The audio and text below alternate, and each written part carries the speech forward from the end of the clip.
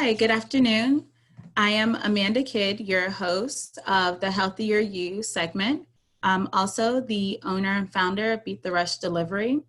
We are very excited to present to you this new segment that we have started in 2020. We are definitely very proud to have worked in the community for the past 5 years in the areas of personal shopping. And we are also doing things with the local restaurants with food delivery. So we wanted to also present this aspect of our business model to living a healthier you, the concept of living a healthier you. And so with this concept, we are introducing some segments with some local practitioners and some local wellness coaches and healthcare professionals that have a heart and a passion for helping the community out with living their healthiest self. So our first practitioner today is a naturopath doctor from Easton, Maryland. She is out of Easton Integrative, and correct me if I'm wrong, I'm not looking at a cheat sheet or anything, I'm going off of memory, but Easton Integrative Health practice, and Colveen Verdi is the practitioner there. And she is going to be coming to us on the topic of sugar cravings. So we are going to dive in a little bit to her talk. If you have questions or if you have any concerns, there will be a brief moment towards the end of her talk that you will be able to chime in and to present those to her. And she will also leave ways for you to connect with her after this talk. So Colveen, I introduce you to Colveen Verdi. Thank you, Amanda. That was awesome for not using any notes or anything. You did an amazing job. I am going to be using notes just because I have so much that I want to say, and sometimes I can go on and on and on. I'm sure there's so much to cover. So I made notes just to make sure that I didn't go off on tangents. And anyhow, so I'm going to be talking about a topic that I'm really passionate about. I'm a naturopathic doctor. I practice here in Easton, like Amanda had mentioned, and I completed my medical training as well as my residency out in Arizona. And then I worked in New Haven, Connecticut for 4 years and moved here almost 2 years ago and started my practice here. And I love being a small town doctor. I find community medicine and general practice to be my favorite forms of patient care. So we're talking about sugar cravings. And I'm gonna go to the next slide. So first of all, I just wanted to make a medical disclaimer. Everything that we talk about in here, it shouldn't be seen as medical advice. It should be seen mostly as educational. The concern with it being seen as medical advice is that because I don't know your specific health needs, it may not be safe for you to apply some of these diet and lifestyle changes without consulting with your doctor. For most people, it's safe, but there's always the few cases where they need to run things by their doctor first. Maybe there's an underlying health issue that hasn't been diagnosed yet that could contribute to things. So if you are a patient of mine, reach out to me if you want to apply anything. Otherwise, do not use any of this as medical advice. Okay, so pre-diabetes, sugar cravings and pre-diabetes. I say that it's our problem because here in the United States, about 1 in 3 Americans are pre-diabetic, and 9 out of 10 have no idea that they're suffering from pre-diabetes. A lot of the times people are told that when they have pre-diabetes, they're asymptomatic, meaning that they are unaware that they have the condition because there's no symptoms that show up. But what I tend to find is that there are symptoms. People often do feel really off, really fatigued. They may be dealing with more pain when they're suffering from prediabetes and their blood sugars are out of control. So one of the things that we see with prediabetes is people will feel really tired after they eat meals, breakfast, lunch, or dinner. For an hour or two afterwards, they'll feel really tired. And that's because the increases in blood sugar that we see with prediabetes and diabetes can actually cause inflammatory chemicals to be released in our body. And so oftentimes people will come to me with the concern that they have low energy and they're looking for natural ways to improve it. And detecting and treating prediabetes provides probably 90% of the treatment plan to getting people to feel better quickly. Some of the other symptoms people have when they're pre-diabetic is they may notice that they have dry skin, that their appetites, they just feel so hungry, they never feel full. They always feel like they need to be snacking, or at the end of meals, they still feel hungry, maybe an hour after meals, or they feel like they need to eat something sweet at the end of every meal. Those are all big indicators that there might be blood sugar imbalances going on. And more importantly, people often have a hard time losing weight. So they might be exercising and they might be eating healthy foods overall, but the scale is not shifting.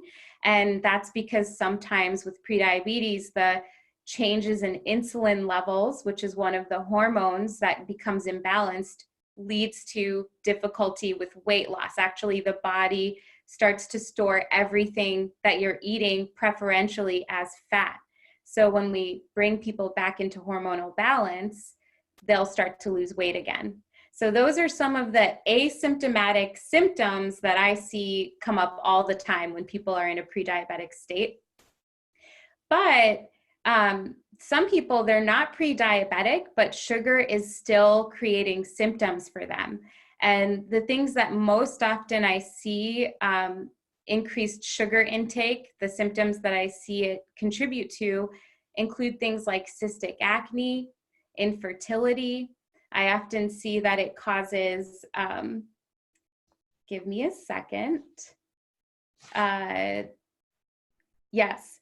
High cholesterol is a big one, and weakened immune systems. So if people are dealing with chronic recurrent infections, sugar definitely I find plays a role.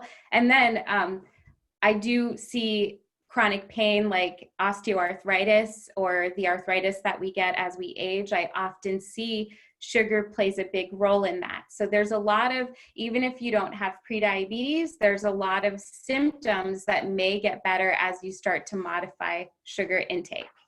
So when I start talking about this topic, a lot of people, the next question they have is, how much sugar is too much? How much sugar is safe for me to have? How much sugar should I be having?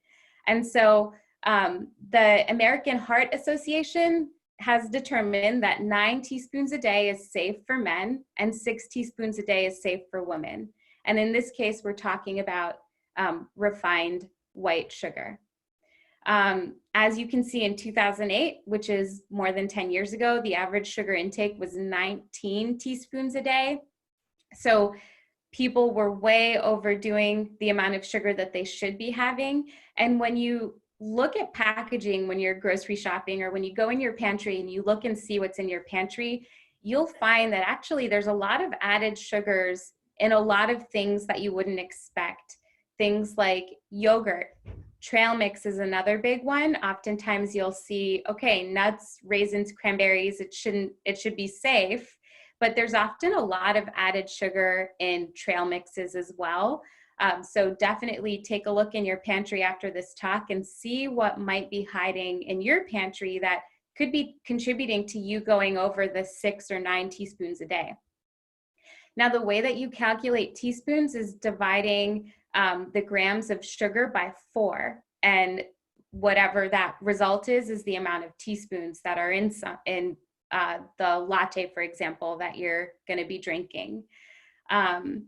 So the reason why I say it depends for how much sugar is too much is because there's always these outlines. There's always guidelines for what men should be doing and what women should be doing. But really, we find that there's a lot of variation based on somebody's genetics, their overall stress levels, the other things that might be going on with their health. So I'll give you an example. When people are dealing with post-Lyme syndrome, which is a set of symptoms that people get after they were diagnosed and treated for Lyme disease, it often includes a lot of pain and fatigue.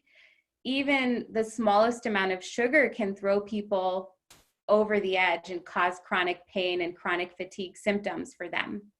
Until we bring their immune system back into balance, we tend to find that small amounts, maybe 2 teaspoons of sugar, might be too much for them.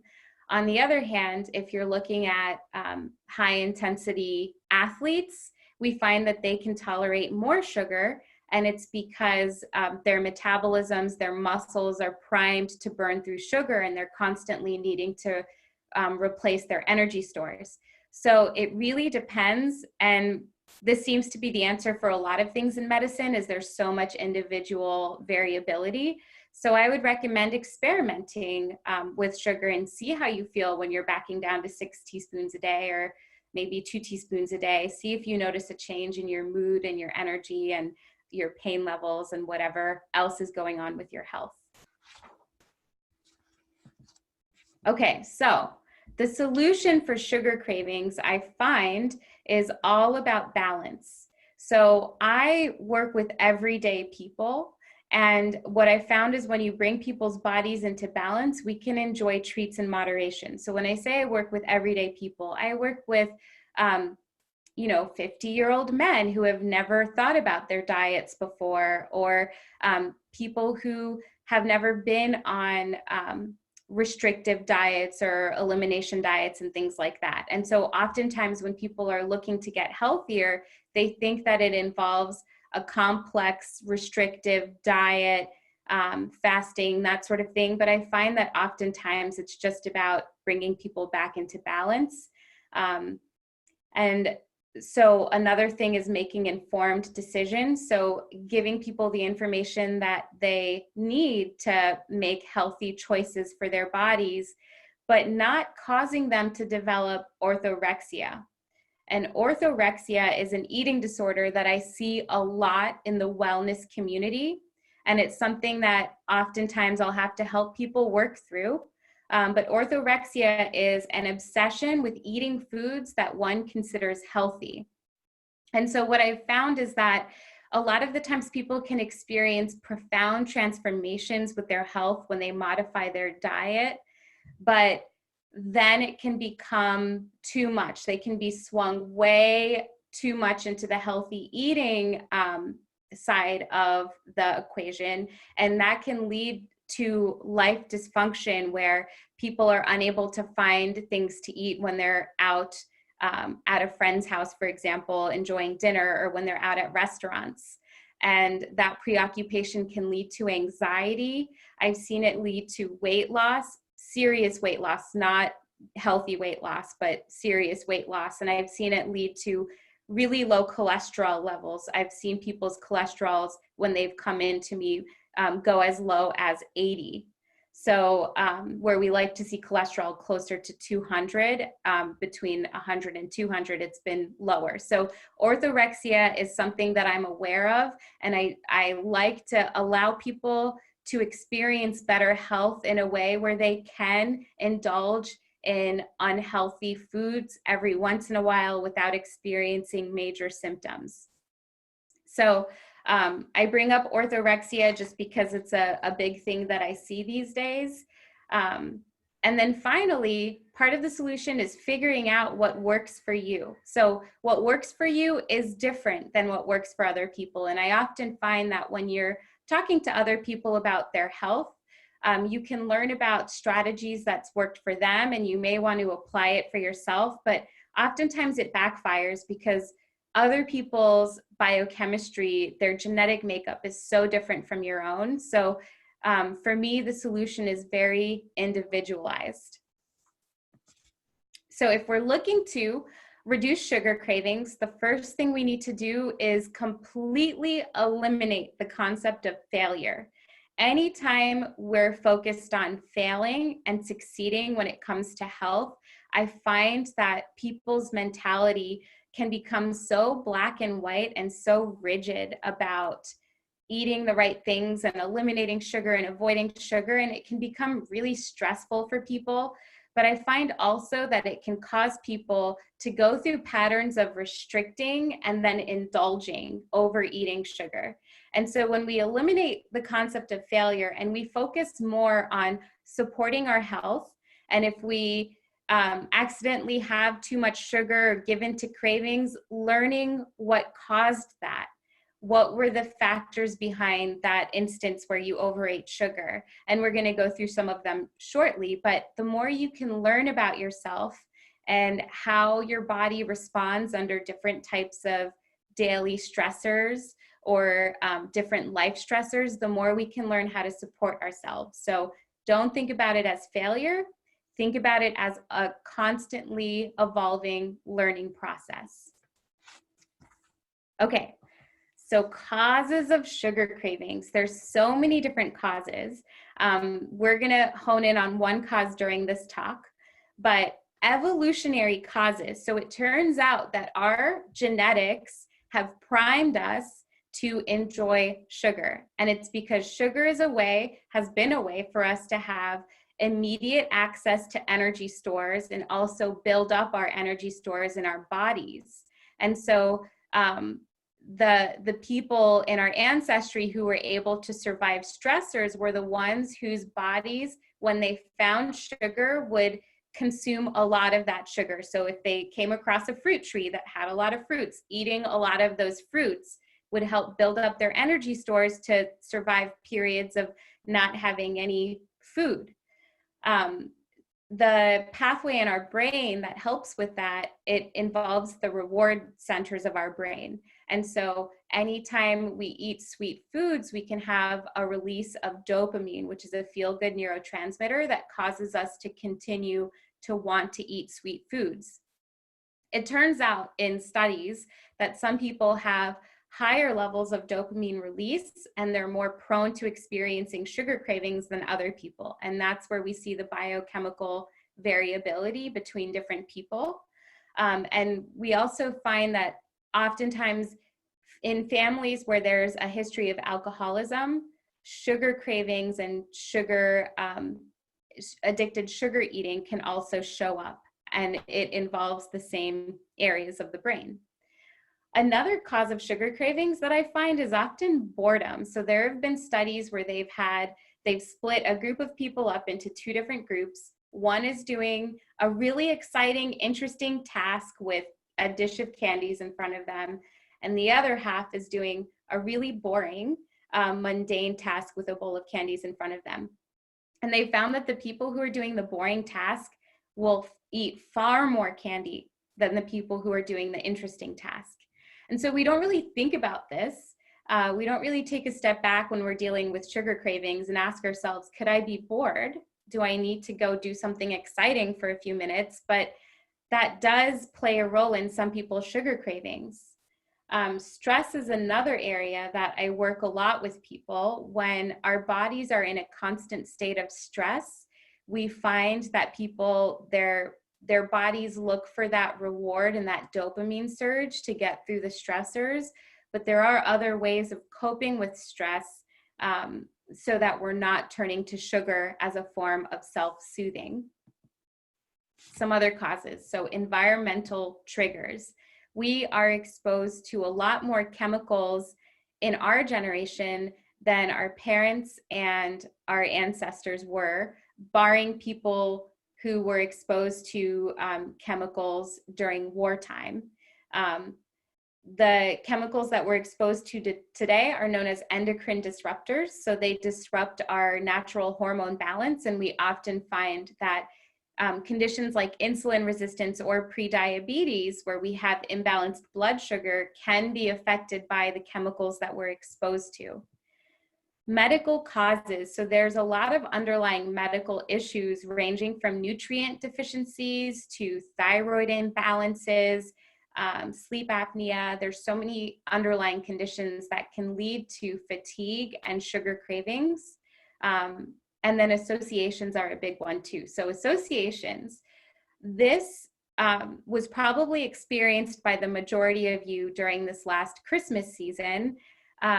If we have associations that we tie down to with food, sugary foods, for example, those associations can trigger us to eat sugar. And so with the holidays, we have a lot of desserts that we associate with the holiday season, and that can cause people to overconsume sugar. One of the biggest examples I've seen with, I'm just doing a time check, that I've seen with associations is people may crave cookies. One person I worked with craved cookies whenever she was baking cookies, but she wouldn't just have one or two cookies. She would end up eating the whole tray of cookies. And when we talked about it, we realized that it was because she, as a child, would bake cookies with her grandmother, and it was her and her grandmother's way of bonding and connecting. And so as an adult, whenever she would bake cookies, she would become nostalgic for her grandma. And that emotion that she had with that association would cause her to overconsume sugar. So again, associations, they're all individualized. So becoming aware of when you're experiencing cravings and why that might be can be really helpful to ameliorating them and preventing them from happening in the future. Okay, circadian rhythm imbalances is a big one. So that's our sleep-wake cycle. If there's imbalances in that, it can cause sugar cravings. So I'm speaking, mostly to parents and then adults who are caregivers for their parents.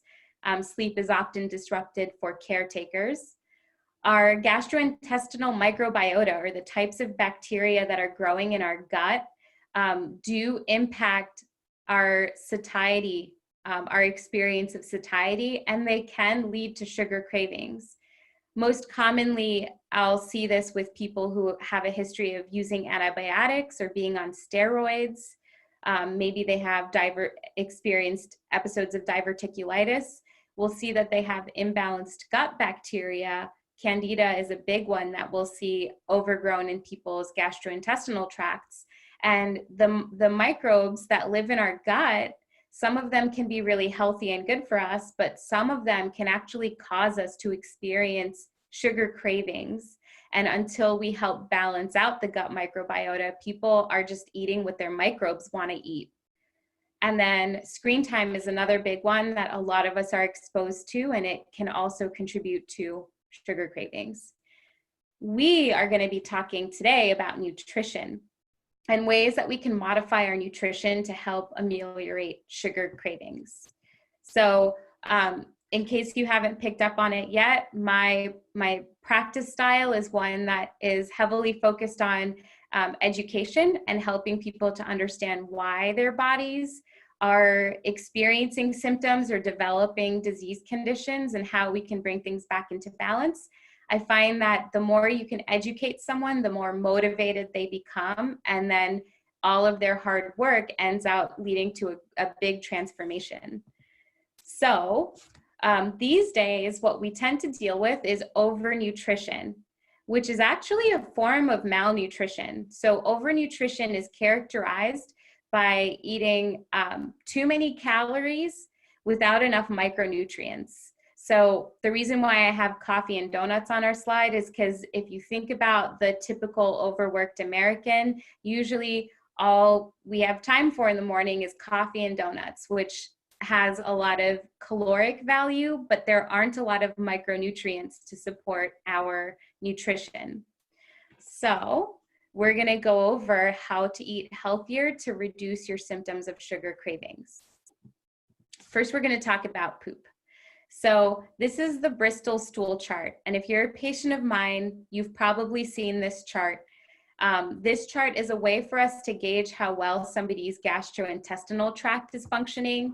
And we like to see people in the type 3 or type 4 range. Anything that's above or below that is considered unhealthy. The Bristol stool chart lets us know how well is somebody absorbing nutrients, how compatible is their diet, their current diet, with their overall gastrointestinal tract and their overall health. And could there be inflammation that hasn't been discovered yet, or hormone imbalances that hasn't been discovered yet? My ideal when I'm working with patients is to get people back to a 3 or 4 where they're feeling a satisfying, complete bowel movement every time they use the bathroom. And that's our way of gauging that they're back in health. Okay, so balanced meals. When I say balanced meals, there's a few things that I look at. So first is macronutrient balance, or how balanced are proteins, carbohydrates, and fats, which are the macronutrients that we see in our diet. I'm showing a picture of an ideal breakfast for many people. It's whole wheat bread with spinach and avocado and an egg, a poached egg. In this breakfast, you see healthy fats in the egg and the avocado. You see fiber in the whole grain toast with the spinach. And then you see carbohydrates in the form of the toast and the spinach. So when people are eating balanced macronutrients, they often feel good energy levels because the fat and the protein is helping to stabilize our blood sugar. And people are feeling satisfied after the meals. How satisfied we are after a meal gives us a big indicator about whether that meal was healthy for us. So there's these 2 neurotransmitters that are released in our gastrointestinal tract, and they communicate with our brain after meals. And they're known as leptin and ghrelin. And leptin causes us to feel satisfied and happy with the meal we just ate. We don't feel like we need to continue snacking or that we need another meal an hour later. Ghrelin causes us to feel incredibly hungry and like we've barely had a meal. And so what I find is when we get macronutrients back into balance, leptin, over time, leptin and ghrelin levels come back into balance, and we feel more satisfied, and we don't feel like we need to have dessert, for example, at the end of every meal. But this does take time and awareness. So taking a look at the meals that you're eating, seeing if you have a healthy fat, a healthy protein, a healthy carb, and then seeing how you feel after the meal. Some people, they may not be eating enough calories. If, for example, you're a breastfeeding mom or an athlete, or if you don't have time to eat when you're at work, if you're a shift worker like a nurse and you can't stop and snack throughout the day, then you may need to eat more calories during meals that you noticed you were still feeling hungry during. So one thing that I often find is when people want to eat healthier, they'll make themselves the most beautiful salad. It'll have tons of different colored vegetables. It'll have a delicious salad dressing, but they'll still feel hungry afterwards. And that's because maybe they didn't eat enough carbohydrates with it, or maybe there wasn't enough protein. So I'll give you an example. For myself, yesterday I had a massive salad for lunch, and it had fresh jicama, which is that sweet and crunchy flavor. It had carrots, arugula, kale, spinach, and I topped it with some tuna. I used skipjack, which is low mercury, lower than albacore, but I was still hungry afterwards. And then I realized it's because I needed more carbohydrates. I had just gotten done working out, and so I ended up getting a rice cracker and spreading some miso paste on it, which miso paste is amazing. It's a fermented food. It adds flavor. And then voila, I was satisfied. I didn't need to eat another meal until dinner time. So really keeping an eye and tweaking things. Some people find that maybe a fruit with a little nut butter is helpful for them if they haven't had enough fats or carbohydrates during the meal if they follow a low carb diet. Okay, smart snacking. So a lot of the times when I have people who want to eat healthier come in, they'll eliminate snacking, which isn't necessarily a healthy thing to do. Some people, they feel really good when they eliminate snacks, but other people can find that they're still feeling hungry, or they might feel shaky in between meals if they don't have a snack. But more importantly, if you're not eating a snack when you should be eating a snack, you're sending the signal to your body that you're ignoring its hunger cues. And that can be really destructive in the long run, because it can cause your body to lose trust that you'll eat and provide calories when the body needs more calories, and provide nutrition when the body needs more nutrition. And that can lead to the body shutting down the metabolism over time, which I often find when people are forcing a fasting state on themselves when their bodies need more calories, that the body can send signals to the thyroid to slow down the metabolism. And then people can find that they gain weight and they're not sure why. And it could happen months to years after people start ignoring their hunger cues. So instead, I recommend that people keep healthy snacks around them and anticipate for snack time. That's the best way to honor your hunger cues and to nourish your body, to provide long-term success instead of the more short-term success that I think people can get focused on when they're stepping on the scale every morning. Your microbiota. So we touched on this a little bit, but your gut microbiota, our whole bodies are more bacterial than human. And I know that we're going to have a kombucha brewer talking on this topic, so I'm just going to lightly touch on it. But fermented foods are really important for balancing our neurotransmitters, balancing inflammation. And when we get our microbiota into a healthy state, we can eliminate pesky food cravings, especially for salty and sugary foods. Fiber. So fiber plays a big role in our health. Fiber stabilizes our blood sugars, and anytime our blood sugar is stabilized, we reduce our likelihood of experiencing food cravings, and we improve our leptin and ghrelin satiety cues. Fiber also nourishes our microbiota, so it helps to soothe our colon and nourish the bacteria that keep us healthy. And they boost antioxidants, but more importantly, here in the Easton area, we are exposed to a lot of chemicals through the farming industry. And so when you're having plenty of fiber, you're allowing the liver and gallbladder to release toxins in bile, and then that bile is then being pulled out through fiber and released when we have bowel movements. So fiber is very important for our long-term health, both from a blood sugar stabilizing microbiota standpoint, and then also in that it can help us detoxify. Okay, micronutrient dense foods. So micronutrients are different from macronutrients. So macronutrients are the protein, protein, carbs, and fats.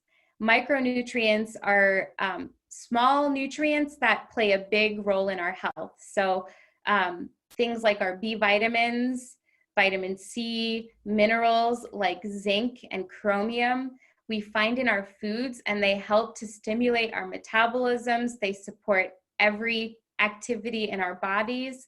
More importantly, if you've been eating a lot of refined sugar over years and years, refined sugar can actually deplete our bodies of micronutrients like chromium and zinc and B2 and B6. And when we don't have those nutrients, we can have poor blood sugar regulation. So sometimes people experience food cravings because they don't have enough micronutrients in their bodies and their diets, maybe because of lifestyle or dietary things, maybe because of medications that they're on. So what I recommend for improving micronutrient levels is to focus on whole foods, not the store, but eating foods in their whole form as much as you can, and lightly steaming veggies instead of boiling them so that you can use low heat and you're not breaking down the nutritional profile. And then increasing spices in foods is a great way to boost the nutrients and the antioxidants. Some herbs have the ability to make nutrients more bioavailable for us as well. So that's something to focus on. And then also when I'm talking about micronutrients, I'm also talking about anti-nutrients. So phytic acid is an anti-nutrient. It is a plant defense mechanism that causes our bodies to experience gas and bloating and stomach pain, but it can also pull nutrients out of our bodies and lead to depletion. And we find it in things like grains and in legumes, so beans and lentils. So I always recommend when people are eating beans and lentils, which are amazing for our health, amazing for our blood sugar, really helpful for improving our gut bacteria, always try to reduce phytic acid levels by pre-soaking the grains or the legumes. Cooking in a pressure cooker can also help to reduce the phytic acid levels. What I find is if people, for example, go on a vegan diet where they're eating a lot of legumes and they're not aware of phytic acid, I often find that they'll develop dental issues, maybe more cavities or oral infections, and it's because things like the zinc and the calcium are being chelated out by the phytic acid. So being mindful of phytic acid is very important for boosting micronutrients. Hydration. So when we are dehydrated, it is the most stressful thing for our bodies. Our bodies can survive without food for far longer than we can survive without water. And it's been found that when people are dehydrated, cortisol levels, or the stress hormone, also known as the stress hormone, they increase until people are able to improve their hydration levels. Anytime we have more stress in our bodies, we're more prone to experiencing sugar cravings. So for some people, focusing on hydration if they've been chronically dehydrated can be really helpful with reducing cravings. And then also when people are thirsty, they often won't feel thirsty, they'll feel hungry. So the body can send mixed signals when actually you're thirsty and you just need to drink more water. And the last thing is, as we get older, our body becomes inefficient at communicating whether we're dehydrated or not and whether we need more water. And this is why we see people who are 60 or 70 years old continuously getting hospitalized for dehydration. It's because we don't feel thirsty the way that younger kids do. So focusing on hydration can be very helpful. The last thing I want to touch on is intermittent fasting. So intermittent fasting is becoming really big. I would say I have maybe every 2 weeks, 3 patients who come in who are either interested in intermittent fasting or they've done intermittent fasting and they're asking me what my thoughts are. And I think overall, the research is showing that intermittent fasting is really good for our health and for our longevity. But I tend to find that it's not a good idea for the majority of people out there. First of all, because people are overstressed, and when you're in a state of having to meet the demands of life, and life is just really stressful right now for you, that intermittent fasting just adds another burden on the body that the body has to work around. But then also, if people are not sleeping enough at night because they're overstressed, then the body, the fasting, instead of being anabolic and building our health, it becomes catabolic, which means it destroys our tissues and it creates more inflammation. Sleep is when growth hormone and melatonin peak. And with intermittent fasting, it's all about boosting growth hormone levels. But if you're not sleeping enough, growth hormone is not peaking. And so clinically, I've seen people develop prostate diseases, interstitial cystitis, which is inflammation of the bladder. I've seen people gain weight and not be able to lose it. Anxiety episodes will come up for people. Inability to sleep, burnout, feeling wired and tired will all come up when people are intermittent fasting, when really they need to be focusing on nourishing themselves. And then once they're back into balance, they can start intermittent fasting. But I often see that people start too soon with the intermittent fasting. Lastly, so as a naturopathic doctor, what I do is I detect and treat the underlying causes of symptoms, and we talked about some of them that contribute to sugar cravings. I bring the body back into physiological balance, and I usually do this with a combination of diagnostic labs, imaging, functional lab testing like looking at what your gut bacteria looks like. And I collaborate with specialists in creating an individualized plan for you. I did launch a course that's on breaking sugar dependence. If you found the information in this lecture valuable, then you might enjoy this course. We go deeper into the research behind lifestyle factors that lead to sugar cravings. We explore the medical conditions that contribute to it. This is something that I've gained from 8 years of practice now in seeing what causes people sugar cravings. We'll go over labs to get tested to determine whether you have those medical conditions. And then you'll also have an easy to follow flow sheet that has lifestyle recommendations and nutrients that can help decrease cravings. Right now, for the first people that sign up, I'm offering a coupon for everybody who attended this this virtual summit, and the coupon code is HealthierYou2020, and you can visit the link to sign up for the course. It's only available for the first 15 people who sign up, and I think that's it. So does anybody have any questions? I think we have, oh, we don't have any time, but if you have questions, you can reach out to me on Facebook, Dr. D.R.K. Verdi, and I would be happy to answer your questions. Thank you so much, Colveen. That was a very amazing and enlightening topic. I know myself and you and I have talked, being a mom, it is very difficult having those stressors and, you know, putting, you know, sugar, you know, in its proper place. So I know that we have a few minutes that we can, you know, if anyone has any questions, we only have a few minutes before Tracy comes on. And Tracy, did you have any questions for Colveen or anything you wanted to chime in there? No, but everything so resonates with me.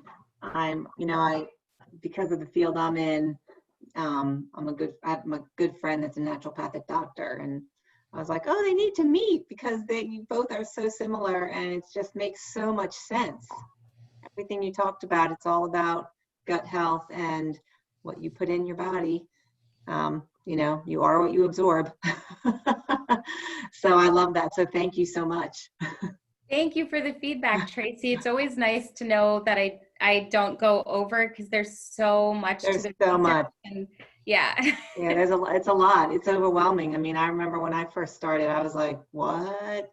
You know, and if you just do a little bit at a time, it makes sense, you know, but we do live in the Western world, so it's hard for us to stay healthy here, unfortunately. We just have way too many options. Yeah, it's so hard. It's so hard. But it's simple, but they do make it hard. Definitely just, agree. Reprogramming your brain. And I'm gonna unmute. We have some little people who are on as well. So let's see here. All right, so if any of you little kids have questions for Dr. Colveen. Hi, guys. Hi. They're all standing here. They're just standing. Okay. Did you have any questions? Yeah. Anything about sugar that you wanted to ask about? Hey, how much? I'm only 9, so how much can I have? You know what? I don't know how much kids can have, but I think it's probably less than adults. I am going to message your mom with that information for you. Okay. Good question. Hey, do you have any questions? Yeah. A very problematic. One at a time, guys. In the world were you talking about? What happened? Oh my gosh. Okay, one at a time, guys. Yeah, that's why you guys were talking about. Okay. We'll tell her to keep watching. Okay, so we are going to go ahead and I know Colvin has a very filled day. So Colvin, thank you again so much. Thank you so much. I'm sure that in the comments, I will put the link that you have offered for the first 15 of participants that want to sign up for Colvin's class. I am looking forward to it myself. So hopefully I will see you guys over there. All right. Bye, everyone. Have a good day. Thanks, you too.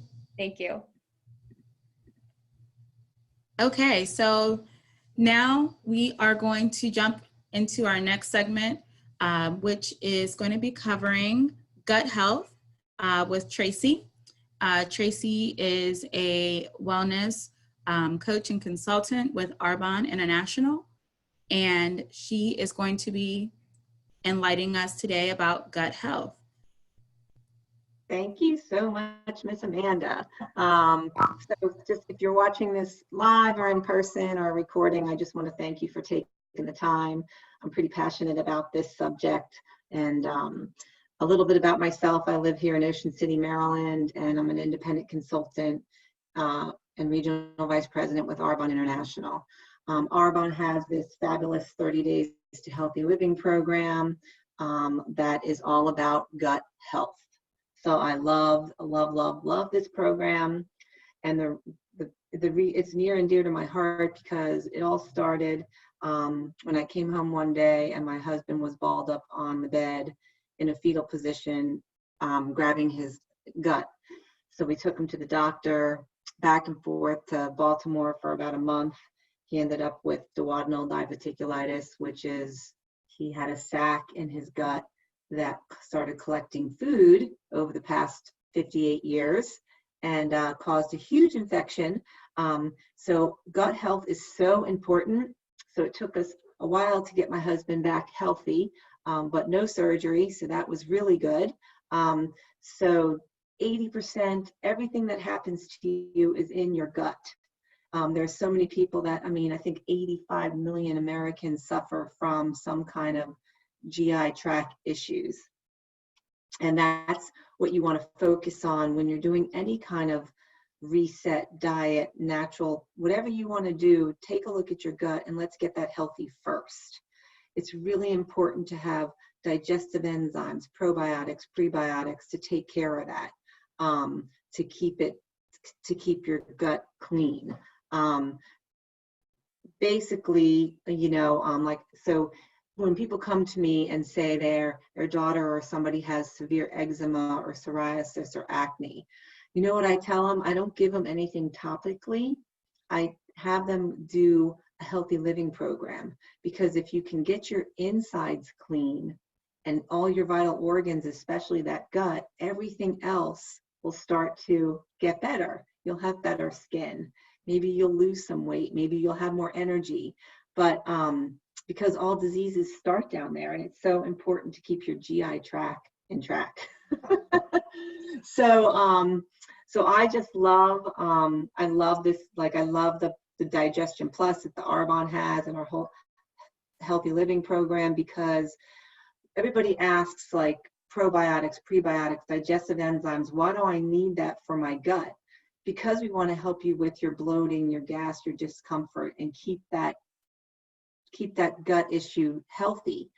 So a prebiotic it helps good bacteria grow and flourish to keep your gut healthy. A probiotic promotes the balance of your GI tract, supporting the uptake from the foods we eat. And the enzymes that we want to have in there support the extensive digestion of your carbohydrates, fats, proteins, fiber, and lactose. So you want all of that in one. Those three things are going to help you with that gut health.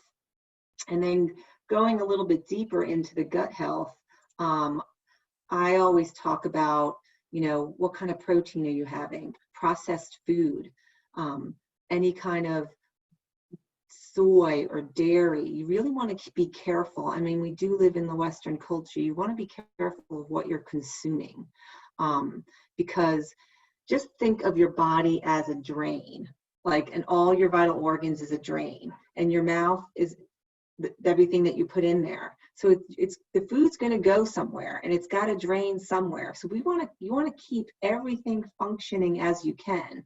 So be aware of the kind of carbohydrates you're having. Make sure they're good carbohydrates, the fats you're eating, because again, all of this is going to go right to your GI tract, and everything stems from there. Again, going back to the Arbonne 30 Days to Healthy Living program, that's the most important thing. And then, of course, you want to make sure you have good vitamins. Make sure you're doing the vitamin B12s. And the best thing is to get somebody to help you do this. Amanda and I have been coaching together, and we've been having a really good time coaching people through a healthier living lifestyle. I mean, my presentation is really short and sweet because I'm so passionate about gut health. If you're feeling any of these symptoms, tired, maybe you're lethargic, maybe you have some bloating, some gas issues, try to think of, there's usually a food that's a symptom. For me, it was coffee. Coffee's very acidic to your gut. There's a couple things you'll feel right away. To really get that gut clean, stay away from a couple things: coffee, alcohol, dairy, any kind of whey protein or soy protein, processed food. Try to go as clean as you can with, nice fish or seafood. Stay away from meat. If you have to do beef, try to do grass-fed beef. That helps your gut a lot better. Organic chicken is better. High protein, like she was talking about, beans, soak them. Beans are really good for your gut. Really good for your gut. They keep you nice and healthy. You want to have roughage and lettuce, but you want to keep that in proportion. You want to make sure you have protein on top of there, like chicken or fish or shrimp. That'll keep your gut in check as well. And sugar. You want to try to stay away from that refined sugar, because that's going to wreak havoc on all your drains and your vital organs. They're going to stick around for a while. And then what happens is all that turns into fat, because we want to keep all your drains clean. I think that's about it, Amanda. I mean, I told you mine would be really short and sweet. Since you're doing the 30 Days to Healthy Living, I'd love for you to just jump in and say like one thing. I know when I first did it and I had my husband do it, the first thing I noticed was my belly. I felt better and I was sleeping better. That was the first thing I noticed, getting that gut back in check. And 30 days it is. 30 days will get you back on track. So is there anything you want to add, sweetie? No, I mean, you're definitely right on track. And, I can say, that is something that I noticed was just my energy level, definitely picked back up. Yeah. Desire to wanting to do things other than already on my schedule to do. Mm-hmm. It has been really an energy booster. Yeah. And I'm looking forward to the long-term benefit. Yeah, when you do that too, I know you're only in the first couple of weeks, but for me, the cravings started to go away. Mm-hmm. And for a lot of people, that could be the kiss of death. Like they want that brownie or that sugar or that Pepsi or Coke. But when you start getting that gut in check and start getting those probiotics and start taking care of that, it's so funny how my cravings like went away. I don't crave any of that. It's amazing. And I was a coffee drinker. I'm like, no, I can't do it. It's not going to happen. But I'll tell you what, I haven't had coffee in years, and my gut thanks me. We only have one body, and it's our, our skin's our largest organ, but the gut, it's not protected a lot. It can get like infected and things can happen down there really easily. So we have to make sure we take care of that. That has to be our number one priority. you know, as far as that's just my opinion. No, absolutely. And I'm sure Gail has lots to say about gut health. She's coming on next, and she will be speaking more, you know, in regards to, you know, that fermented, you know, Yeah. that Dr. Verdi spoke about, you know, and I'm just looking forward to the long term of, Yeah. of a consistent, healthier eating style. Mm-hmm. Because, you know, like you said, living in the Western world, and Dr. Verdi said as well, they don't make it easy, you know, for us to, you know, have readily accessible. Yeah. It wasn't something that was introduced to us, you know, as we were growing up, you know, from birth. Right. Not all households had that, you know, and like you said, it's only those who come from a holistic background that, you know, had that education and that knowledge, Right. you know, of these whole foods and of these safe foods, you know, for our gut and our bodies. Yeah. So you guys are really, you know, giving us great education and great information. And, you know, I'm really appreciative. Yeah, we want to lock arms and all do this together. We can do this. Absolutely. Show no fear. Absolutely. So are there any questions? I'm looking in the chats. I don't see any questions as of yet. But if you guys have any questions, or if you guys want to be unmuted, you can raise your hand. You can say anything that you desire.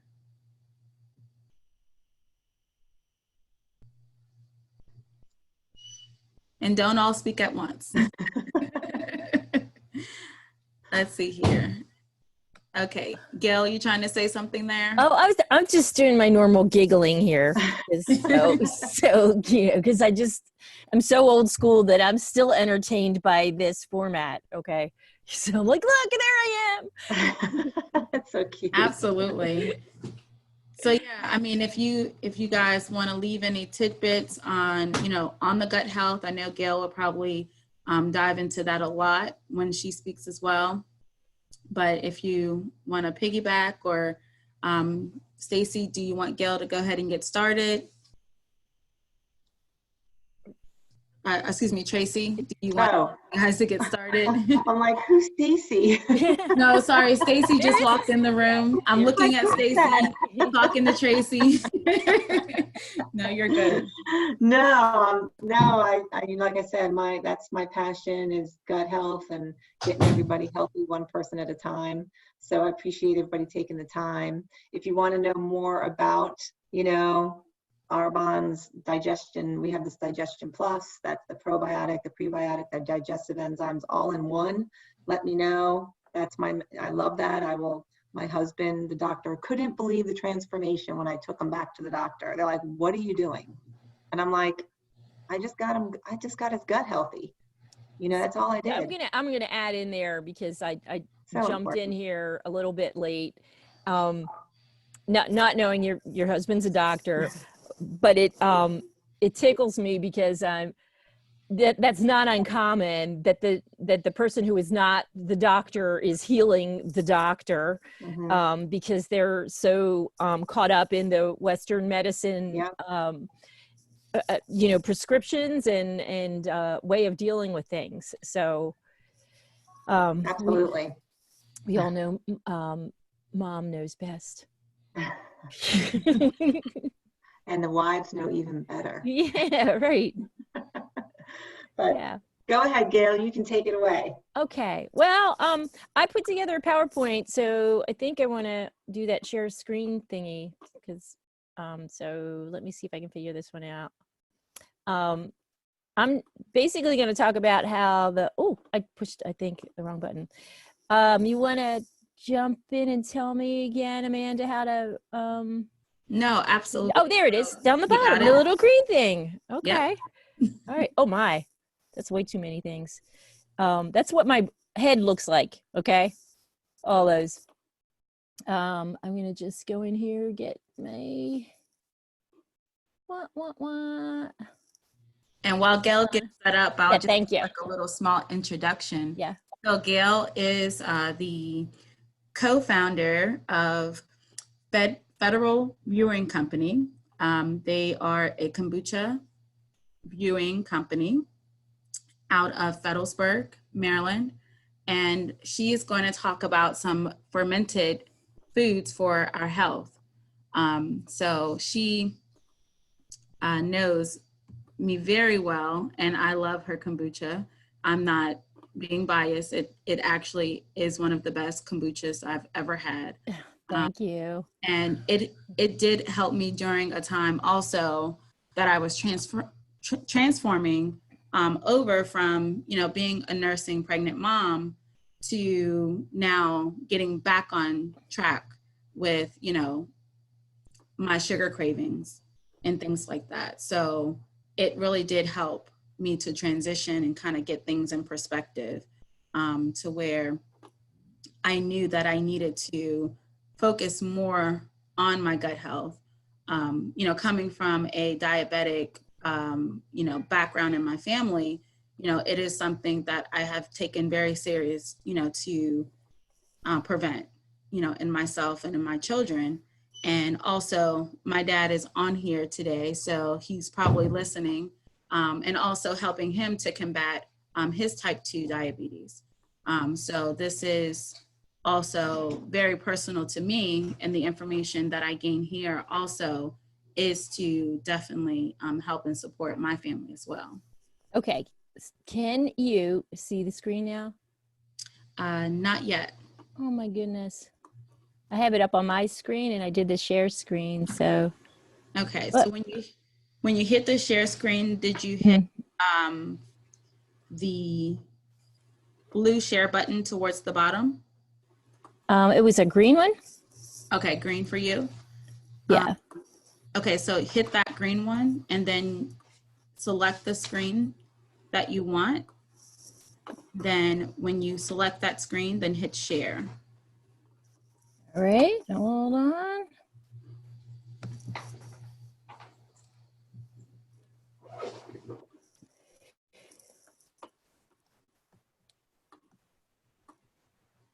And if anyone's watching the chat, my children are on watching with us, and the youngest wants to talk to me, and I'm just letting him know that we can't talk right now.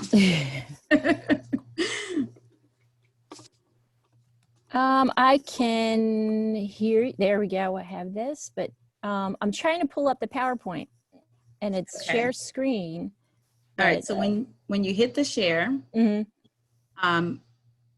well, hit the screen and then hit share shortly down at the bottom there in that box. All right. So open up the one. Hold on a second. Oh my gosh. Nope, you're good. So open up the PowerPoint first, then share screen, or open up. Yeah, you can hit the PowerPoint and Okay, then there we go. open and then hit, share screen. And then when you hit the screen that you want to share, just hit the bottom in the box, the button in the box that says share.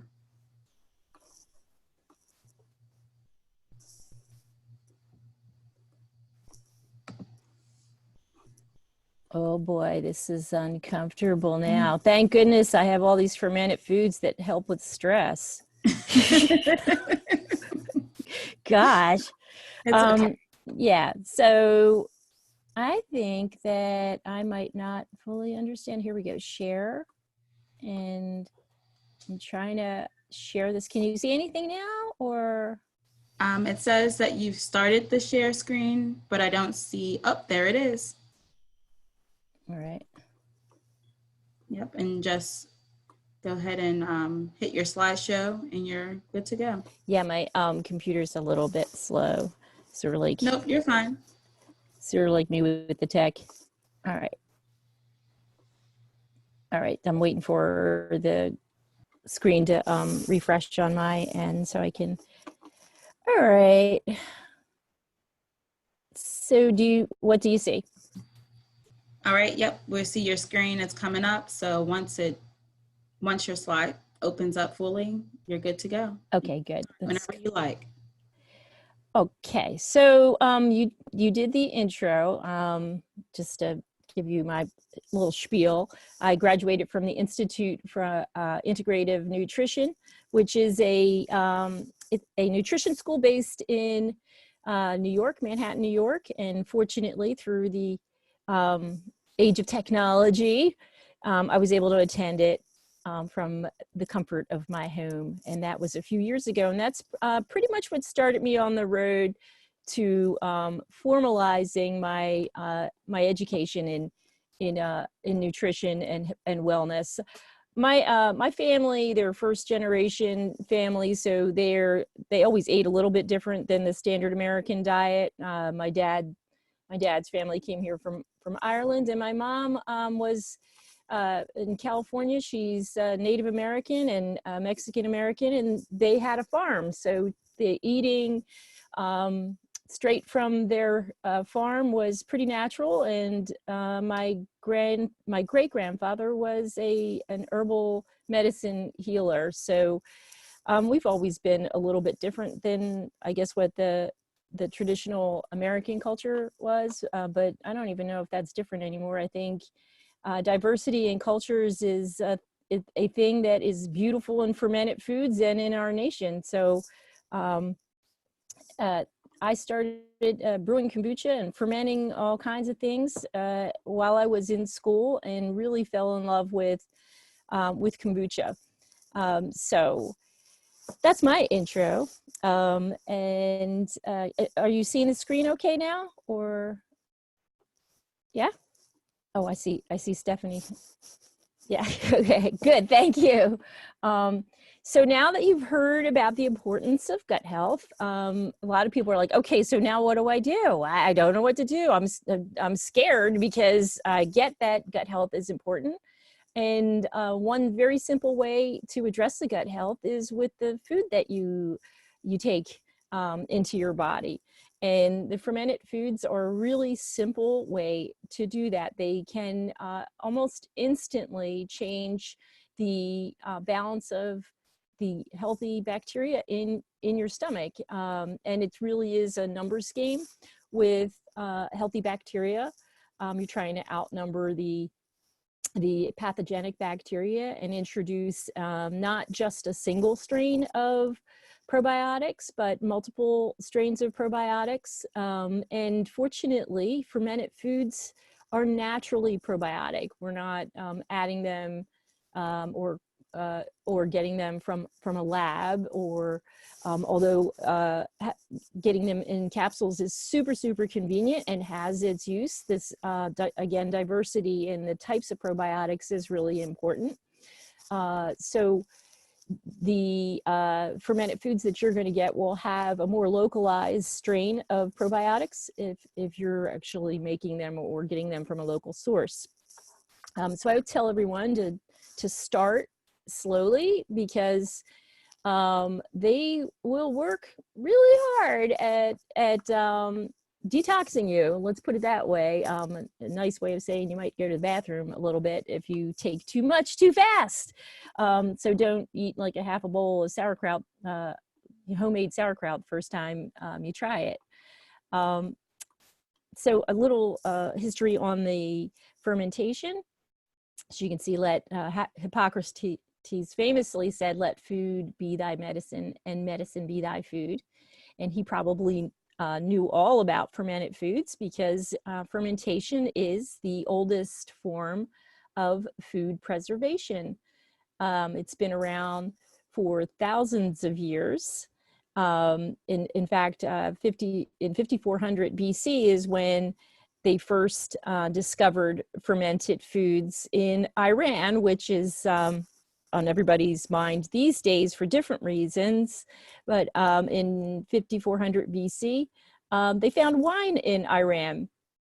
And I'm sure they were probably having battles over wine instead of oil, as they are now. So, and one important thing that a lot of people don't talk about with fermented food and foodies is that it really does help to build a community. And that is equally important to your health as the food you can take in. Because if you take in the world's healthiest foods and you're not happy while you're eating them, or you don't find joy in preparation and presentation of your food or communing with people, you're not going to get as many health benefits out of eating the foods. So Sandra Katz, who is the author of The Art of Fermentation and several other fermentation books, said the food is the greatest community builder that there is. And I agree with him. I believe that culture equals community. And as you can see on my slide, that starters that are added to a fermented food or drink are called a culture. So much like our human cultures, the microbial cultures exist only as communities. Oftentimes people, when they're purchasing kombucha from me, they'll ask me, you know, how much of it should I drink? Can I eat other fermented foods? And absolutely, I encourage people to create a diverse gut microbiome, meaning bring in multiple strains of probiotics from different foods. And it's diversity, not necessarily quantity, that is of utmost importance in my humble opinion. And you'll find that wherever fermented foods are made, that they will have a different set of probiotics in them, or a different set of living bacteria and yeast. And to get back to the culture and the value of culture, that fermented foods add value and stability to raw products, to the meal itself, and they've played a significant role in building communities. Beverages and breads, as you can see, I have a picture there of some bread and what is more than likely a fermented beverage, have always played a role in rituals. And we all know about bread and wine, and how important that is to many religious cultures. And they can play a significant role in your home and in developing a little community in your home, getting your kids and your spouse involved in fermenting. It's like having a little pet in your house that you have to care for. And at this point, I'm going to ask if you guys want to jump in, if you have any questions about anything I've said or any comments. No? Now, some people might disagree with this, but I agree with David Wallace. It's actually been a better invention than fire. Pasteurization has often been used in the 20th and obviously the 21st century to help to kill bacteria, and it requires fire. But fermentation doesn't necessarily require fire to preserve food. There are certain foods that need to be boiled, like the beers and kombucha. You do have to heat it up to make tea. Not necessary. Yeah, I could make tea without boiling water. But the nutritional value of fermented foods is so much better if it because it's not pasteurized, so it preserves the integrity of a lot of the nutrients in the food. It won't kill the bacteria or the enzymes that our bodies need. So perhaps he was right. So let's see, on to my next screen. You can see I'm looking a lot like the old timers there with the device, like, oh my God, how do you work this thing? But the reason I included this photo in here is because there's a lot of evidence that shows that not just the young, but the older, because there are studies out there that show it's incredibly important for babies to have a good, healthy gut balance, which they get enzymes through their mother's milk. But what a lot of people aren't talking about is some of the old timers, that they really need these probiotics. They're taking a ton of medicines that can destroy the gut microbiome, and the probiotics can help to improve their immune system on the cellular level. And in particular, the bioregional specific bacteria that you will find in fermented foods. There are tons of B vitamins in fermented foods as well, and they can help with giving you energy. They help with your nervous system, but more importantly, they don't stay in your body, so you have to constantly replace them. They're water soluble, so every day you should replace the B vitamins, and when they're in the fermented foods, they are more readily available to you, and they're loaded with B vitamins. Let's see. Okay, so now we're on to, oh, I see. Vitamin C. They're all fermented, lacto-fermented foods have vitamin C in them. And our bodies require them for the antioxidants, and the absorption of the vitamin C is what's really key, because you can take a ton of vitamin C pills, chew little tablets, but if your body isn't absorbing them because you don't have a healthy gut, what difference does it make? You're just going to pee it out. So if you take a look at my screen, you can see that, or your screen, you can see that you can absorb up to 300 or 400 times more vitamin C from a fermented cabbage than you would just a cooked cabbage or a raw cabbage. And I was pretty impressed when I found out what a huge difference there is with the availability of the vitamin C in fermented foods. And everything is going to be okay. Fermented foods are rich in the antioxidant vitamin K, and it plays a key role in keeping calcium in the bones from migrating into your arteries. And it can help prevent arteriosclerosis. It's an essential nutrient for blood clotting, and it plays an important role in blood sugar regulation. I get asked all the time about my kombucha, about the sugar, how much sugar is in it. And it's sort of like trying to catch a moving target. Because it's a live food, that number changes on a regular basis. It's not the same from day 1 to day 3, because it is a live ferment, and that's why you have to keep it refrigerated. Not that it's going to go bad, it'll just start fermenting again and produce more acid, and it will change the amount of sugar that's in there. But the interesting thing about kombucha and many of the fermented foods is that they help to stabilize blood sugar levels. And another thing that people don't talk about is the importance of prebiotics.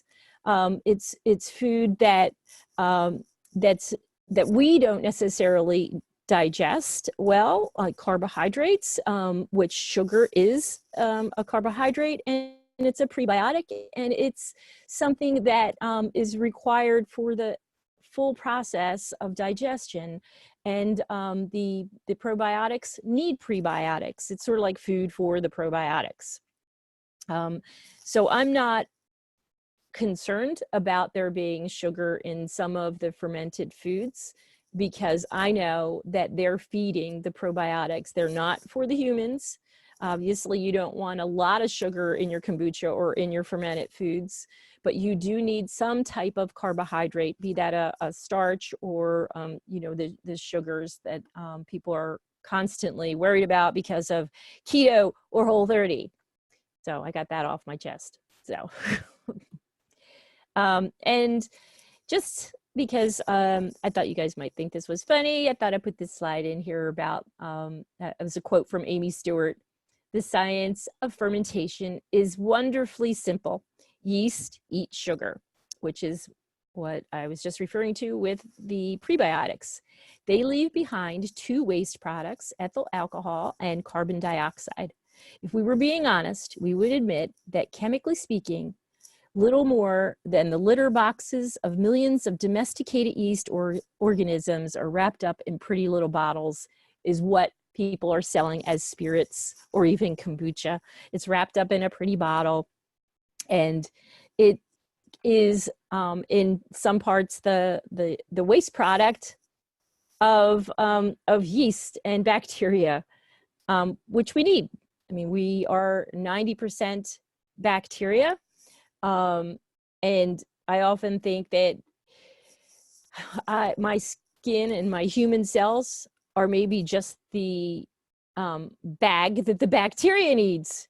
It's kind of weird to think that, but the bacteria is a living creature and is a sentient being, so it is alive. So now that we all know gut health is important, eating fermented foods is important, now what? How do I start? What do I start eating first? And people, in my experience, they go all in. And sometimes that's not the best way to approach this. I think that it took a long time to develop the habits that you have now. And it may take a little while to change your habits, and just changing them a little every day is probably a better idea than saying, absolutely, I'm going on this strict diet where I'm incorporating X number of fermented foods and so many billion CFUs of probiotics. Just starts slowly. And one of the important reasons to start slowly is that it will have a detoxifying effect on you. And sometimes you feel like crap when you're detoxing. You can sweat, you can get a headache, you can be in the bathroom too much, and you'll quit after a couple of days because you're thinking, oh my God, this is terrible. I feel awful. This is supposed to be making me feel better. I believe that's referred to as a Herxheimer effect. Is that correct, Stephanie? I know you're the pro, right? All right, thank you. So a forkful is all you need to start with if you're starting with one of the most common and easily acquired fermented foods, which is a sauerkraut or a kimchi, and maybe a few ounces of a fermented beverage like kombucha or kefir or a kvass. They all seem to start with K's for some reason. There's one called Rejuvilac, which is ridiculously simple to make. You get some whole grains and add water, and just like that, it knows what it's doing. In a very short amount of time, you'll have a health boosting beverage, which can be very easily and cheaply produced. You get like whole wheat berries, sometimes even a brown rice, to make the Rejuvilac. So buy it or make it.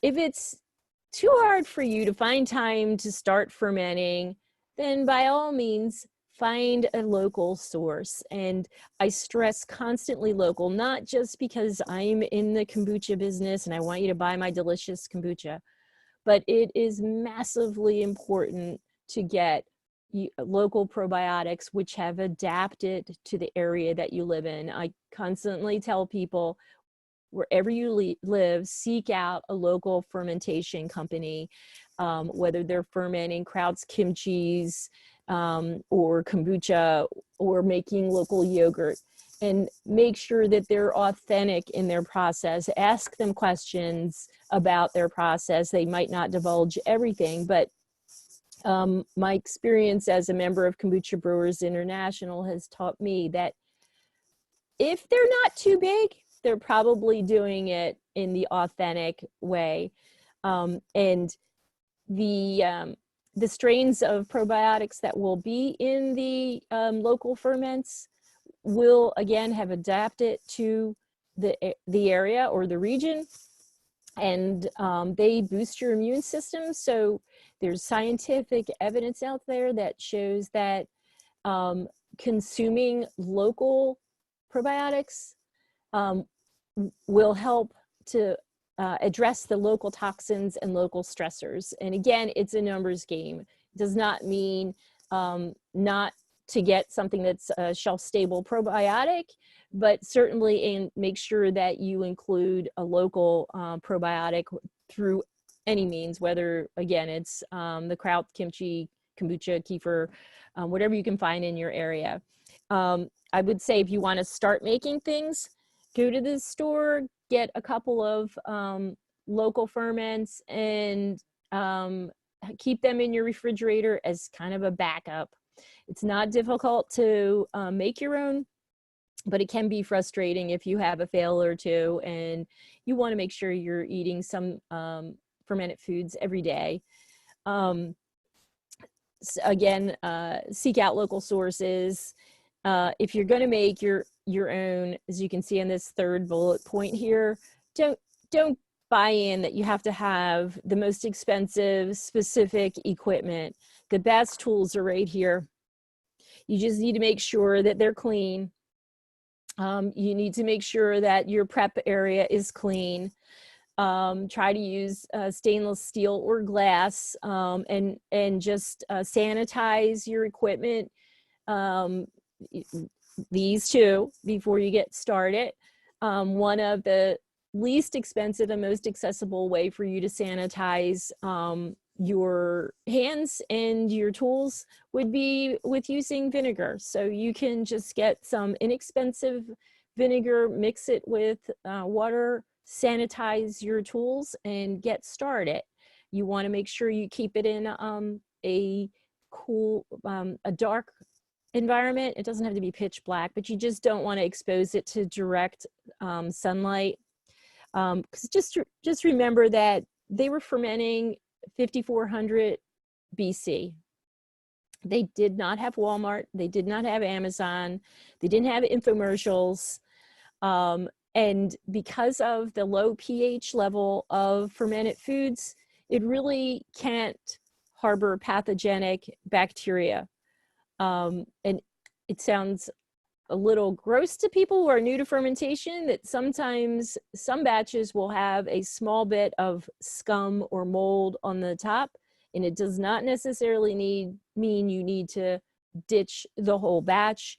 With certain fermented foods like krauts, with our kombucha, if there's any mold, we have to ditch the whole thing, but you'll learn more. There's so many resources out there. Just get started. Or if you don't feel like getting started with making it, just go buy some. It's really good for you. And it will not necessarily be your favorite the first time you start eating fermented foods. Why? Because you're not used to them. So it's exploring a different part of the palate. And like little kids, sometimes when we try something new, we get that face. I know, not sure, what is this? I do that when I try bitters, but I'm starting to enjoy bitters now. I just gave you a list of different foods that can be fermented, and it's pretty extensive. I mean, pretty much anything but the family dog can be fermented, you know? And they're real simple ones. I mean, yogurt's one of the simplest one. And quite honestly, I shouldn't tell anyone, but kombucha is pretty darn easy to brew. In fact, that's part of why I started the company, is because it kind of got out of hand. It just wants to stay alive. It keeps producing new starters over and over again. And then you can only give so many away, and then you have to start a company. Oh, well. So that's about all I have to say. If you have any questions, I want to tell you thanks. And fermented foods do make mouths happy. Thank you so much, Gail. You're welcome.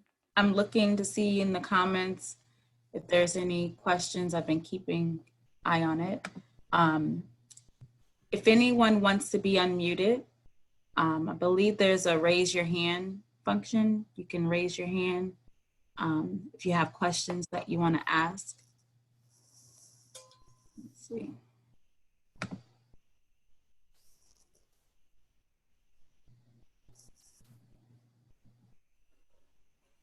Okay, so I don't see any questions. Did you want to leave any contact information, Gail, of how people can reach you? Oh, yeah. If they want to reach me, the best way to reach me is through email, and my email address is gayle@fedbrew.com. That's GAYLE @fedbrew, F like Frank, EDB like boy, REW.com. Well, thank you. And I'm at a number of farmers markets, and I have the gift of gab at these farmers markets. So if anybody wants to come and pick my brain, I'm available at 4 farmers markets during the season. Either I or my my hubby Stan, aka Mr. Kombucha, is there, and we're always happy to answer questions. So we're at Easton, St. Michael's, Ken Island, and Annapolis farmers markets, and we do pop-ups at our retailers. We do tasting. So keep in touch on Instagram. You can reach out to me there, where our handle is FedBrew. And I advertise when we're going to be doing different tastings and pop-ups. So we're small, so we don't have this giant team. It's just the 2 of us, and I like it that way. So it looks like we do have one question. Okay. Unmute Charles, which happens to be Ed, so. Hi, Charles. Well, hello. Can y'all hear me? Yes. Well, good afternoon to everyone. I just want to let you all know that you did a wonderful job with the presentation, and the information was just tremendous. It kind of lighting some fire up underneath me. You know, of course, Amanda has been trying to get me to change the way I do things. So I'm kind of taking notes and just want to get some type of a guideline of the whole process. Well, thank you, Charles. It's always nice to know that that there are people out there that are hungry for the food truth.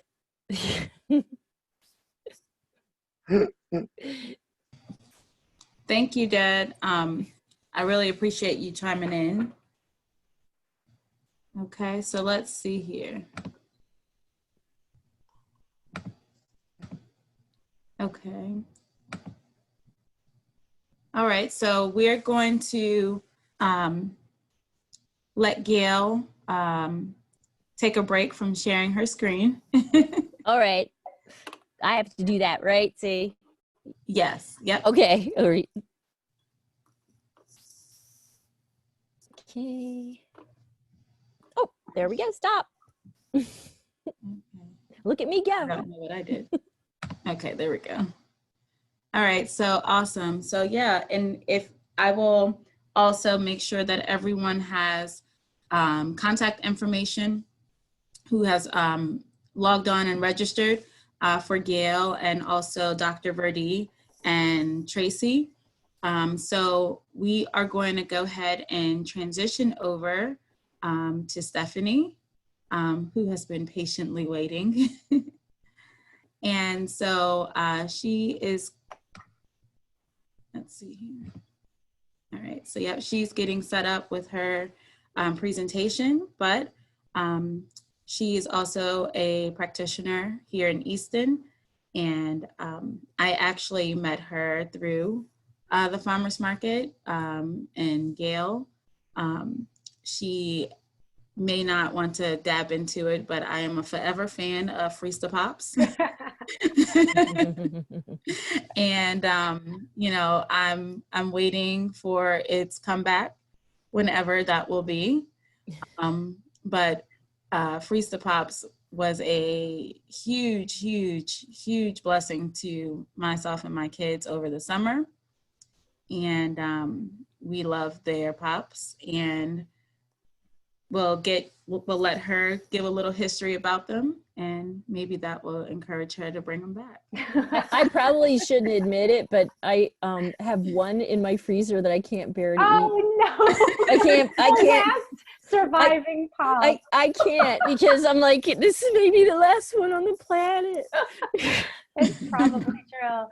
So Freeze to Pops was kind of a very fun project that I started. I'm a nurse practitioner, and I've been in the healthcare space for the last 15 years. And it's an area that's really ripe for burnout. We work really hard. We help a lot of folks. You're exhausted at the end of the day. And so I needed a little passion project, and Freeze to Pops became that passion project. The only problem was it started taking over my nights and weekends, which meant that not only was I working during the week, but then I was working nights and weekends and seeing my kids a lot less. So that's really the only reason why Freeze to Pops went away. I do still love it, and I cry about it every once in a while when I find labels or little, things hidden around in the house that just make me sad. But what I've done is take my passion for health and wellness and open a practice that's functional medicine based. And I do see patients here in Easton over at Coastal Retreat Studios and Wellness, which is on Goldsboro Street, right across from the country school. And I also do see people via telemedicine. So if there are folks that can't or won't travel, or, God knows the craziness on the Bay Bridge these days, can't travel across the bridge, then we always have the option to do telemedicine. So as I've been working through the functional medicine certification process through the Institute of Functional Medicine, it's really taught me a lot about wellness and kind of looking at the body in a different way. And so when we were talking about what kind of talk I should give today, I just thought, if we're going to eat, there's so many messages out there. There's so much information out on the internet. It can be really easy to get confused. So what is it that I need to eat? Are eggs healthy? Are eggs not healthy? How much vegetable is good? What does organic actually mean? So when we're looking at, what is it that we really know about eating healthy, I decided to spend a little bit of time doing some research and looking through the blue zone. So that's a big part of what this presentation is based on. So when we talk about eating for longevity, what exactly are we talking about? We're talking about eating for a long, healthy life.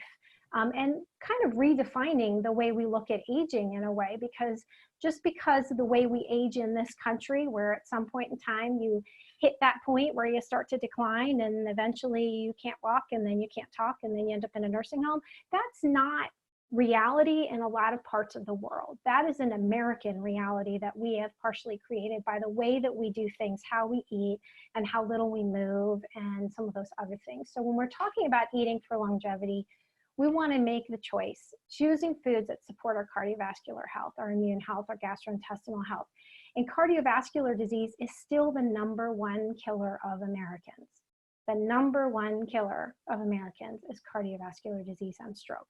So if we can impact that, that is huge. If we can give ourselves healthier blood vessels, healthier hearts, if we can have an immune system that allows us to fight off the myriad of things that come after us all the time, and have good GI health, where not only are you putting good foods into your body, but you're actually absorbing and utilizing them. That's how you get to live to be 95 or 100 years old and do it well. And so a longevity-focused diet is really rich in antioxidants and other phytonutrients, things that really support that cardiovascular, immune, and gastrointestinal health. But it's not just about what we eat. Like Gail had mentioned in her presentation, it's also how we eat. So eating in a relaxed state of mind becomes very important. That's one of the common themes that we'll see as we start visiting those blue zones. And eating with loved ones. Loneliness alone can take off 7 to 10 years off your lifespan. So just not having people around you and people to turn to, that in itself is a risk of death. So having loved ones that you can come together with on a somewhat regular basis, doesn't have to be every meal, but on a somewhat regular basis can be really helpful, and then not overeating. So when we talk about longevity, what are we talking about in terms of aging? And I hear people say all the time, my aunt lived to be 100. I don't want that. But again, that's aging as we've defined it in this country. And some of these blue zones, when we look at what these folks look like, this lady is 106 years old. She's got all her teeth. She still gets dressed herself in the morning. She's laughing at her own joke. So this is what aging can look like if we make different choices and we're really eating to support our bodies. So what are the blue zones? So the Blue Zone Project started in 2004, and this guy named Dan Butner, who is a photographer and an ethnographer, he teamed up with National Geographic and some longevity researchers across the world to really identify these places in the world where people live longer and live healthier. And they're 90, 95 years old, 105 years old, still gardening, still walking down the street to get their groceries from the market. They're still moving. And in these places, they're 10 times more likely to reach the age of 100. So again, what do these people look like? This guy's 102. 102! All of these folks are centenarians. This is not what we're used to thinking of when we think about aging in this country, but this is what we can do if we make different choices. So the blue zones, the areas in the world that have these folks that live long, healthy lives, there's several of them. The Barbagia region of Sardinia, and Sardinia is an island in the Mediterranean, belongs to Italy, has the highest concentration of men over the age 100. And then you have Icaria, Greece, which is an island also in the Mediterranean, lowest rate, one of the lowest rates of middle-age mortality and the lowest rate of dementia. And dementia is becoming a much larger problem in this country. And I see it all the time in long-term care, unfortunately. The Nicoya Peninsula in Costa Rica has the lowest rates of middle-age mortality, second highest concentration of men over 100. And then the Seventh-day Adventists, this is the only group in the United States that made this list in Loma Linda, California. They're vegans, and they tend to live about 10 years longer than others in North America. So when you compare them to folks in Canada and United States, they do have a much longer and healthier lifespan. And then Okinawa, Japan, so female over 70, they're longest lived populations in the world. So what are these folks doing that's different from us? What do they have in common? And I love this photo, so I had to include it because it just goes to show that family connection matters. And this lady, this is her great, great, great granddaughter. And she, I think, was 104 in this picture, if I remember correctly. So what the blue zones have in common, they tend to be a little bit more primitive in terms of their environment. And so they use a lot of more natural movement throughout the day. They're not going to the gym in the morning and doing 20 minutes of high intensity interval training and then sitting the rest of the day. They are actively taking care of their own homes. They're gardening, they're pulling their own weeds in their own gardens. They're walking up and down hills. They have a clear sense of purpose. In Okinawa, Japan, they call it ikigai, and in Costa Rica, it's plan de vida, and that basically roughly translates to what I do when I wake up in the morning. So what is my reason for getting up? What is my reason for getting through the day? They have a plan for the day. They have a reason for being here.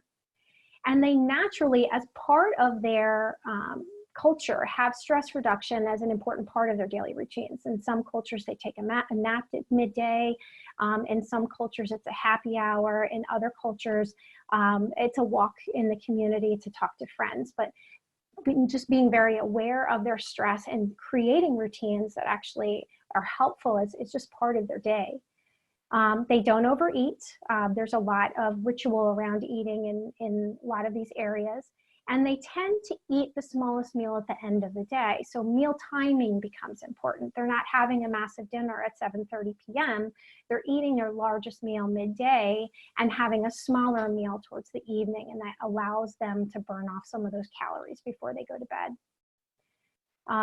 Beans and legumes supply most or all of the protein, depending on where they are in the culture. Some of them do eat meat, but as we get into it, it's not the primary focus of their meals. Many of them have a small amount of red wine once daily, and I put the word clean in there because that becomes more important the more industrialized the wine production gets in this country. You tend to see more residues of pesticides and other chemicals that are used in big agriculture as some of the consolidation is happening in the wine industry, which people don't tend to talk about much. But we do a lot of the same spraying in the wineries that we do in some of the larger agricultural areas. So it's very easy to get wine that's quite contaminated. So making sure you know where it's coming from is important, and getting organic red wine, if you can, is key.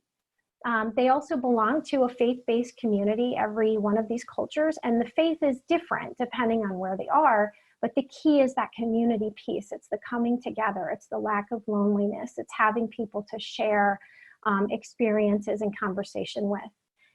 They keep their family close by. Their elders don't tend to end up alone in a facility someplace. They tend to be kept close to home or in the home. And another part of these cultures, they tend to encourage healthy behaviors among themselves. They're not convincing each other to eat the wrong stuff. They're convincing each other to do the right thing and eat the right stuff and move the right way. So a little quiz for you. Of those folks, who lives the longest?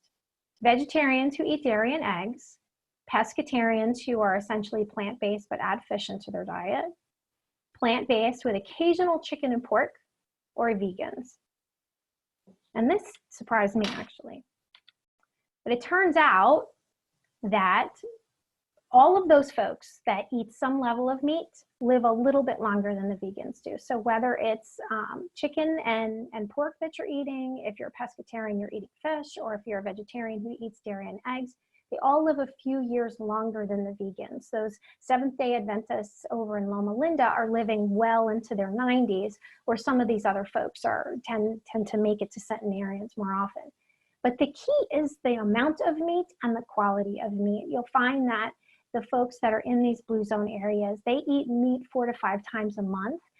It's more of a condiment, it's a flavoring, it's not every day, and they tend to eat much higher quality meat than we do in this country. So what made the difference? You know, we have a tendency in the US to really look at specific things. It must be the vitamin C, it must be the vitamin B, it must be the protein content, it must be this thing. But the reality is there was no single food, there was no supplement that made the difference in all of these cultures. What they think the real difference is that the food is real. They don't have processed or packaged foods in a lot of these areas, and they're very low in sugar, and they don't have any added sugar, you know, in the form of granulated domino sugar that you pour into your cereal in the morning. The sugar that they had came from natural sources, things like fruit. That's the dessert there is the fruit, not the, you know, massive chocolate mousse at the end of the day. Looking at what they actually ate, you know, let's focus on the food for a little bit. So regardless of which culture, which area in the world, their diets tended to be about 80 to 90% plant-based. And a lot of those plants came from non-starchy vegetables, things like greens and certain squashes and mushrooms and all of these things that we that are actually quite simple foods. They didn't need to make very complicated things. You see a lot of the quote unquote peasant foods, things like soups and stews. Starches, their starches come from tubers, starchy vegetables, and whole grains, not from a box. Not, you know, if you go to some of those areas in Italy, they're not eating pasta from a box. You know, they're eating tubers, they're eating whole grains and mixing that into their food. And the protein tends to come more from beans and legumes, whole grains and dairy than from meat. And again, the meat that's eaten is an average of about 5 times per month. And the serving size is smaller than what we typically eat. It's about 3 to 4 ounces. And just to put that in context, 3 ounces of meat is about the size of a deck of cards. So think about a deck of cards 5 times a month is about the typical amount of meat that these folks are having. And meat is really, that's an event for them, because economically in a lot of these areas, it makes more sense to keep your chicken alive so that it can make you more eggs than it does to actually kill the chicken. So when they kill the chicken or they kill the sheep and they're no longer getting wool from that sheep, there's a reason for that. That's a reason for celebration. It's not something to be taken for granted. And so it just doesn't happen every day. The food that they do have tends to be more locally grown. It's harvested closer to the time of eating. Any vegetable that's sitting on the grocery store shelf for 3 weeks before it gets to you, you can make the assumption that it's going to have less nutrition. The nutrients tend to degrade over time. So the more local food you can get, the closer it's harvested to the time that you eat, the better off you are. So again, echoing some of what Gail said earlier, the farmers markets, getting to know your farmer and getting things locally as much as possible, you'll actually increase the amount of nutrition that you get. Even if it's the same looking apple, it will be a healthier apple if it's grown closer to home. So this is just an example of some of that quote unquote peasant food, you know, very nutritious stews and soups. This is a breakfast in Greece. So you can see our breakfasts tend to be a little heavier in sugar and theirs are less. And this is one of the areas where they do incorporate some dairy into their diet. So you can see their feta cheese and the Greek yogurt there, but greens are a part of almost every meal in these areas in Greece. And that homemade bread, you know, that's not the bread that came, it's not a piece of Wonder Bread that came from the store. This is something that somebody, you know, kneaded themselves and made themselves with love. Here's another example of a meal in Sardinia in Italy. So getting together with family and friends, and you can see this is one that does have meat, but there's meat in the soup, but it's not the only thing. It's just part of the meal. It's not the exclusive main course in the meal. And so outside of what they eat, what about how they eat? How are they doing things differently from us? And their meals tend to be much more thoughtful. They put time into the preparation of the meal. It tends to be more relaxed, where in almost every one of these communities has some type of pause before their meal. So whether it's saying grace or having a prayer or remembering their ancestors, just bringing that stress level down, getting yourself into we call a parasympathetic state, which is a relaxed state, allows you to absorb your nutrients better than when you're running and taking a bite and trying to wrestle your kid's socks on at the same time, which was my morning. They tend to be very family oriented, again, keeping that community close. And meat becomes a luxury. It's really added to special family meals. It's not the focus of the meal. And the meal timing matters too. Having that larger meal in the early afternoon so that you have time to burn off those calories. Remember, these folks, you know, don't have a lot of the modern conveniences. They're sweeping their own front porches with a broom. They're hand washing their dishes. They're pulling their own weeds in their gardens. So you're staying active throughout the course of the day and burning off those calories before you go to sleep. And so this is just another example of what aging can look like. So if you're over 100 years old, this lady Marge was cycling 3 miles every single day. That was just part of her routine and how she stayed active and healthy.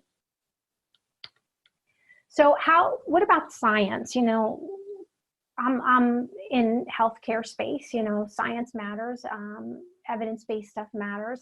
How does that mix with what we know from the blue zones? And so just pulling a couple of things out, I don't want to spend too much time on this, but just to give you a sense of, you know, where we are. So this was 2007, and this was in Spain. The European Prospective Investigation into Cancer and Nutrition was a massive project with almost 1 million people that they pulled in from all over Europe to actually look at what types of foods prevent cancer, what types of foods prevent cardiovascular disease. And because they have socialized medicine, a lot of those countries over there keep very detailed records of what folks eat, and they gave them surveys and different things to really look at what kind of diet they had. And so this particular part of the trial, they had over 40,000 folks that they followed that were between 30 and 69 for 6.5 years. And when they actually looked at those death rates, you know, what made the difference? They adjusted for all of this stuff: age, sex, education, BMI, physical activity, cigarette smoking, alcohol consumption, all of that, to see what really is the difference in terms of their intakes in fruit and vegetables. And what they found was that the higher the intake of fresh fruit, root vegetables, and fruiting vegetables, it's associated with a reduction in all-cause mortality, not just cardiovascular mortality, but all-cause mortality. And they thought that it might be partially because of the vitamin C, all those provitamin A carotenoids and things like all of your orange vegetables, and lycopene, especially in tomatoes, which is a big part of Spanish culture down there. And what about in this country? This stuff is not new, and it makes me a little nutty that we're still talking about this over 20 years later. Dean Ornish was one of the first physicians who decided to create a massive trial to look at heart disease. Prior to this trial, our thoughts around heart disease is if you had it, you were screwed.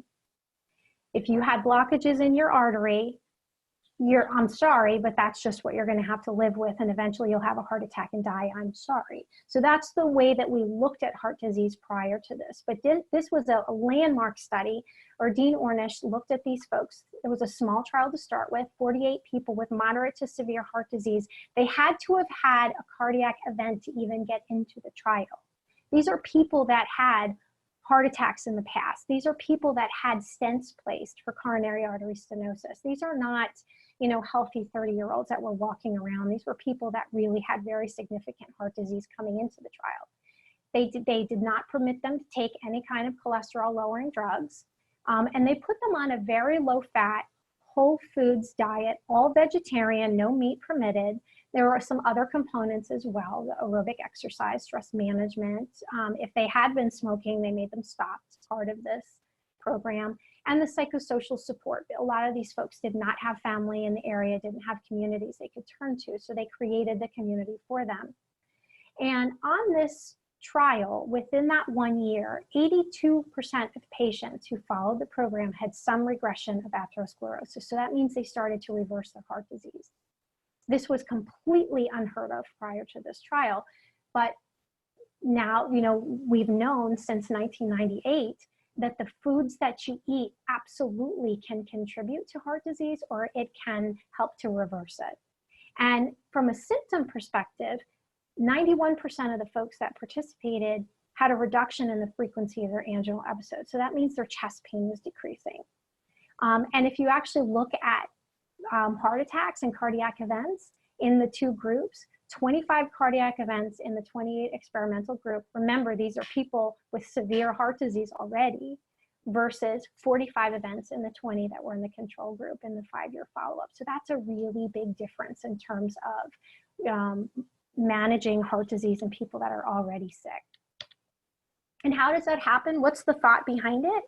So when you think about how heart disease actually happens, those plaques are really important.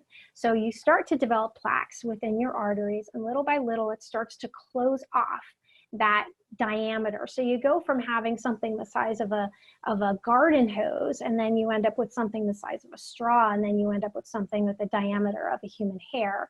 You're not going to get very much through that.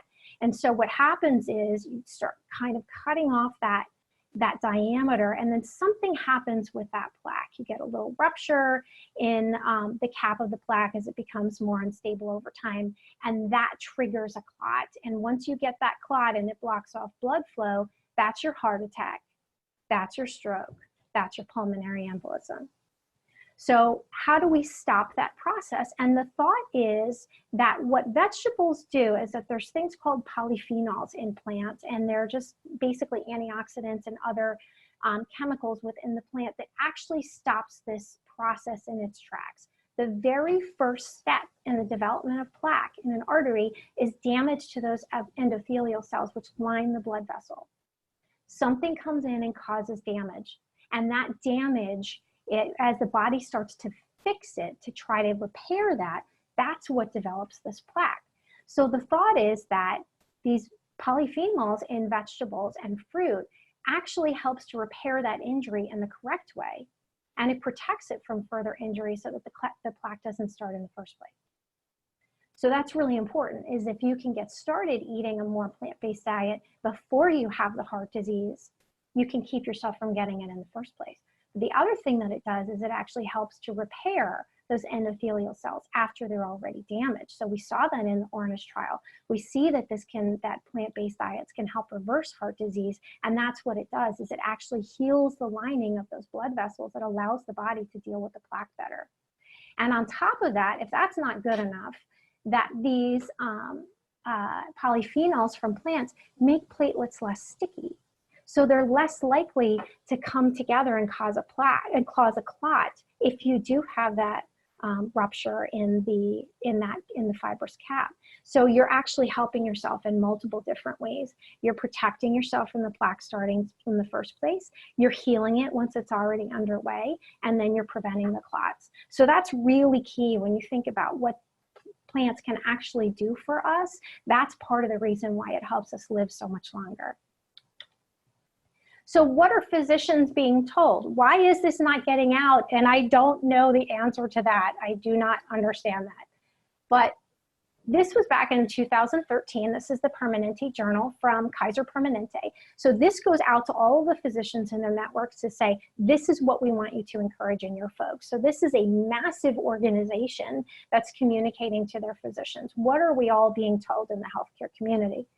And their recommendation is that a plant-based diet that encourages whole plant-based foods and discourages meat, dairy products, and eggs, as well as all refined and processed foods. So that message has been out there for some time.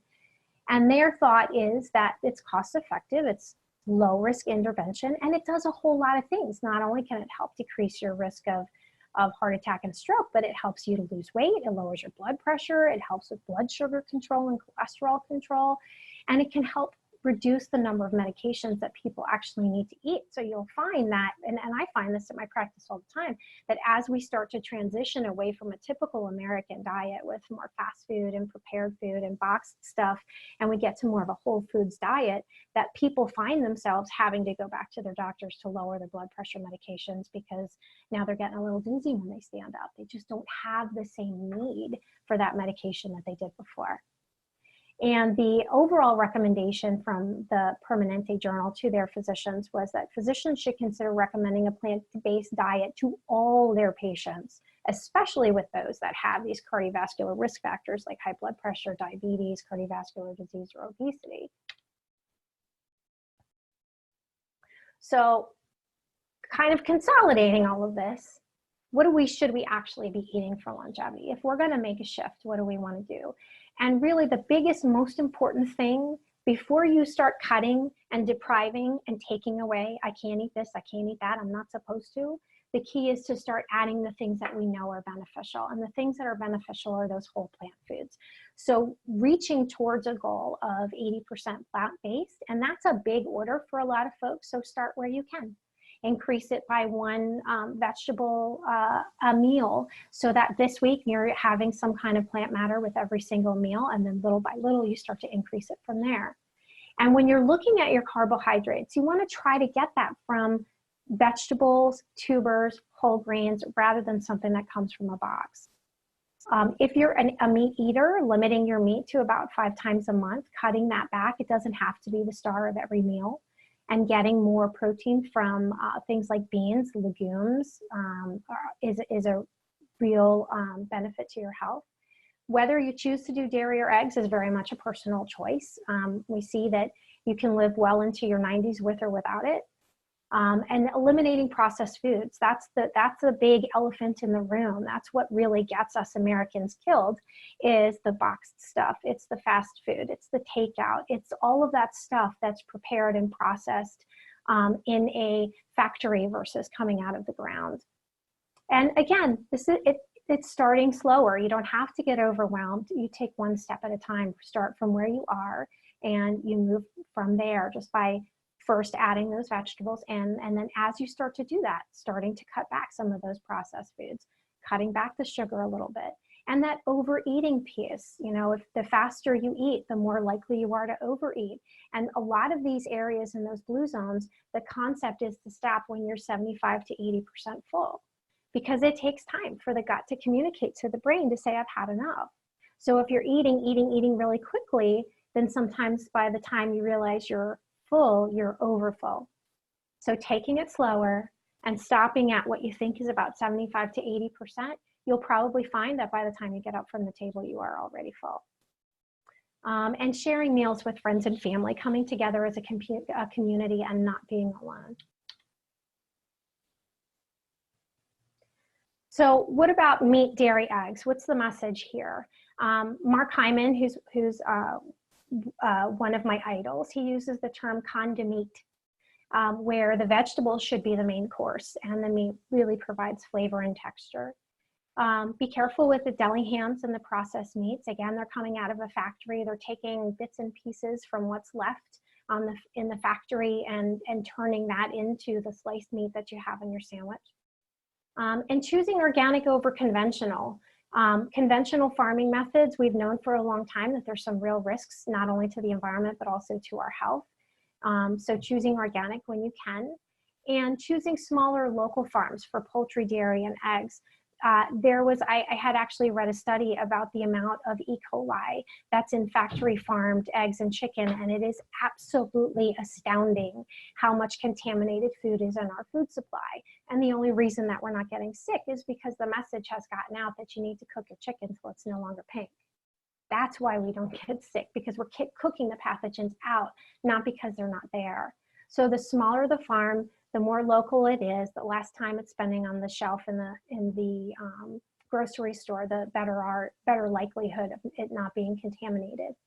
Looking for organic and pasture-raised chicken is key, and knowing your farmer. There's plenty of local farmers out there that you can meet and ask them the questions. How do you raise your chicken? How do you raise your eggs? Are they out on pasture, yes or no? What's in your feed? How much antibiotics do you give your animals? You can ask those questions if you meet the farmer at the farmer's market. And if you are going to choose beef, try getting grass-fed beef. What our cows are fed in feedlots across this country is also pretty shocking. I remember, I think it was 2015, there was a massive accident out in the Midwest where a feed truck overturned and left some huge number of tons of red Skittles in the middle of the road.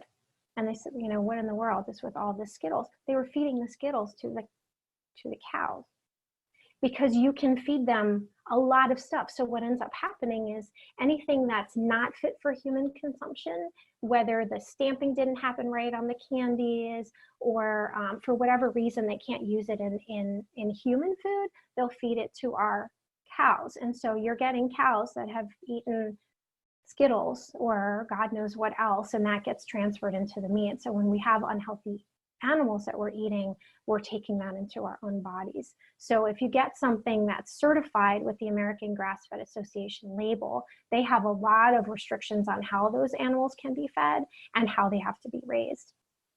In finding producers, it's a lot easier than it used to be. These are 3 really great websites: the AmericanGrassFed.org, that's the American Grass-Fed Association. There's also EatWild.com, which has one of the largest databases of grass-fed, grass-finished beef out there, and LocalHarvest.com, which local producers also have the opportunity to join so that they can connect local folks with their food. And I think this is one of the easiest messages out there. In the words of Michael Pollan, eat food, not too much, mostly plants, and avoid edible food-like substances. So edible food-like substances is the stuff that we have incorporated into the standard American diet. So that is your, boxed stuff. It's the stuff that you grab from the grocery store and make a lot of our food out of. So really being aware of what we're eating and trying to eat stuff in as natural a state as possible makes a real big difference for folks. And if you do it right, you can still be doing this when you're 100, because this is certainly what I plan on doing when I'm 95 or 100 years old. You're not going to find me wasting away in a nursing home. I want to be up on my water skis. And then if you're interested to find out more about me and what I do, this is my contact information. And I think Gail had a question, so I am going to try to, I don't know if I can unmute you, Gail. I think you got to do that. Okay. It was not a question, it was just a comment. When you were guiding people to different sources for meat, and my comment is that something that people don't really talk about is the treatment of the animals, how it will affect their meat, particularly right before slaughter. That they release a ton of stress hormones if they're not gently guided to slaughter, they're not treated compassionately before they're slaughtered, that just like any living being, if it's scared to death, it's going to produce stress hormones, and then we're going to ingest them. So if you can imagine what these poor animals are going through in these huge factory farms, a lifetime of stress. And so we're then ingesting stress hormones from the animals. And I kind of feel like that's part of why so many people are angry all the time. You know, so that's all I wanted to say. Is I personally know some very kind, compassionate farmers for beef and pork and chicken, and they try to make that process as kind as possible. I completely agree with that. And the more I learn about the way that we raise meat in this country, the less I want to eat it, because it's more than just, you know, I think it gets painted as, you know, all these animal rights people just get all crazy and they want to keep these cows as pets. And that's not really my concern as a healthcare provider. My biggest concern is the quality of the food that we're putting in our bodies, because I know that makes a huge difference in terms of the health. And you cannot have a healthy body if you do not put in healthy food. And you cannot have a healthy body if you do not respect yourself. And so part of making food choices is knowing what to eat. And right now there's so much messaging out there that's designed to confuse people and make it difficult for us to know what's healthy and what's not. But those concentrated feedlot operations, not only do they feed food that you probably wouldn't choose to eat yourself, but they don't respect the natural diet of the animal.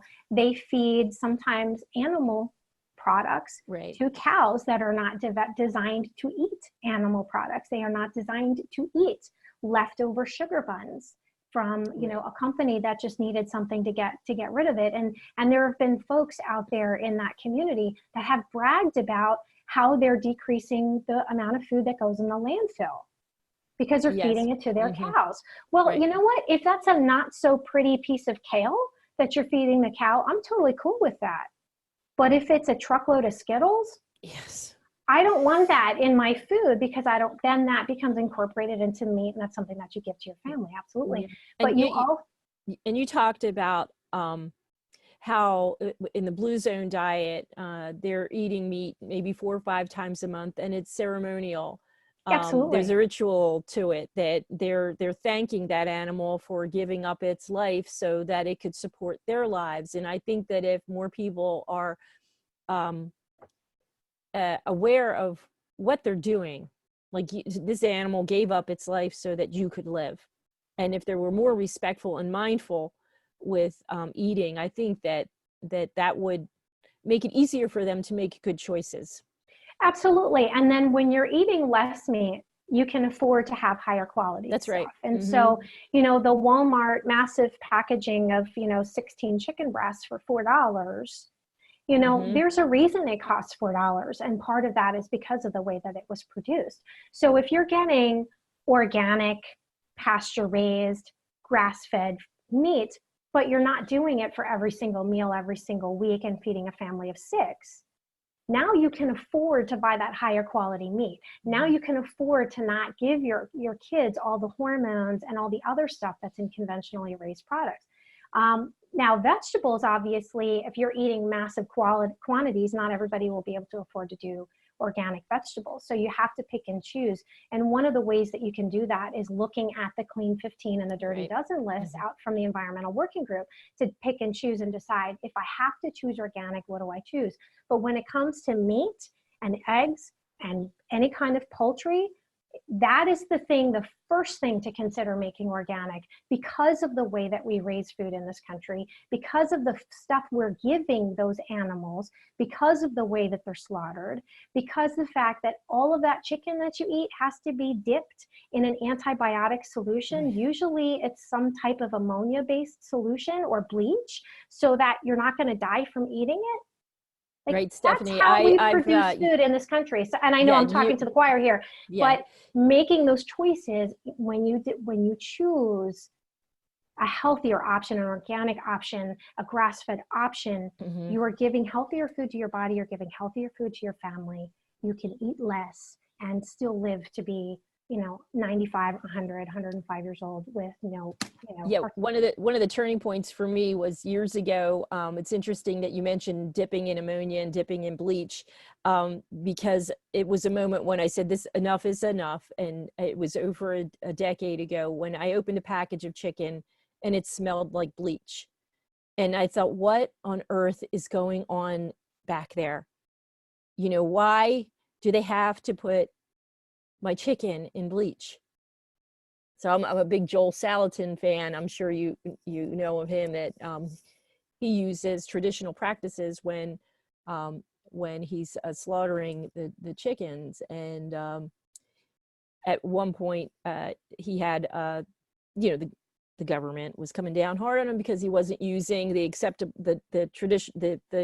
acceptable practices within the FDA, right?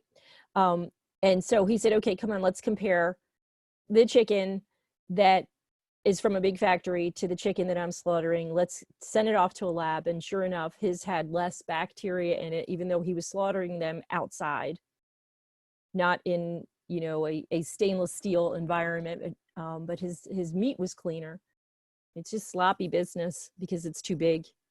Exactly, because it's too big, and we have this attitude that, we have to have, the 24-piece chicken from the chicken takeout. Yeah, and most of the time it's loaded. Family. Yeah, it's loaded with things that aren't chicken. I mean, it looks like spongy when Well, that's true too, and that's a totally different talk. Yeah. But my message to folks is very much, it can be very overwhelming to make these changes, and people look at their diets and they look in their pantry and they open their fridge and they say, I don't even know what to do. I don't even know where to start. And the key is you just start where you are. It's add before you subtract. Add in some fruits and vegetables to every meal. Make that a part of every plate that you eat.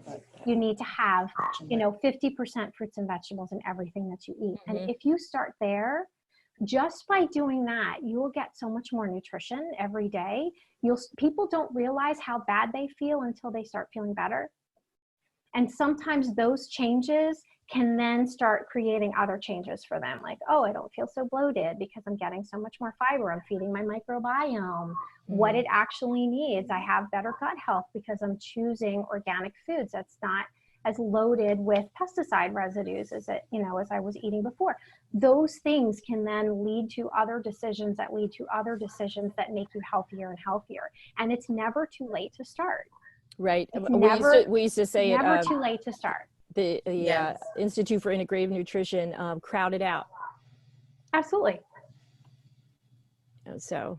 And Stephanie, I can definitely attest to, everything that you're saying, because, over the past couple of weeks, I've been eliminating some things and adding some things, gradually. And I've definitely felt, that change.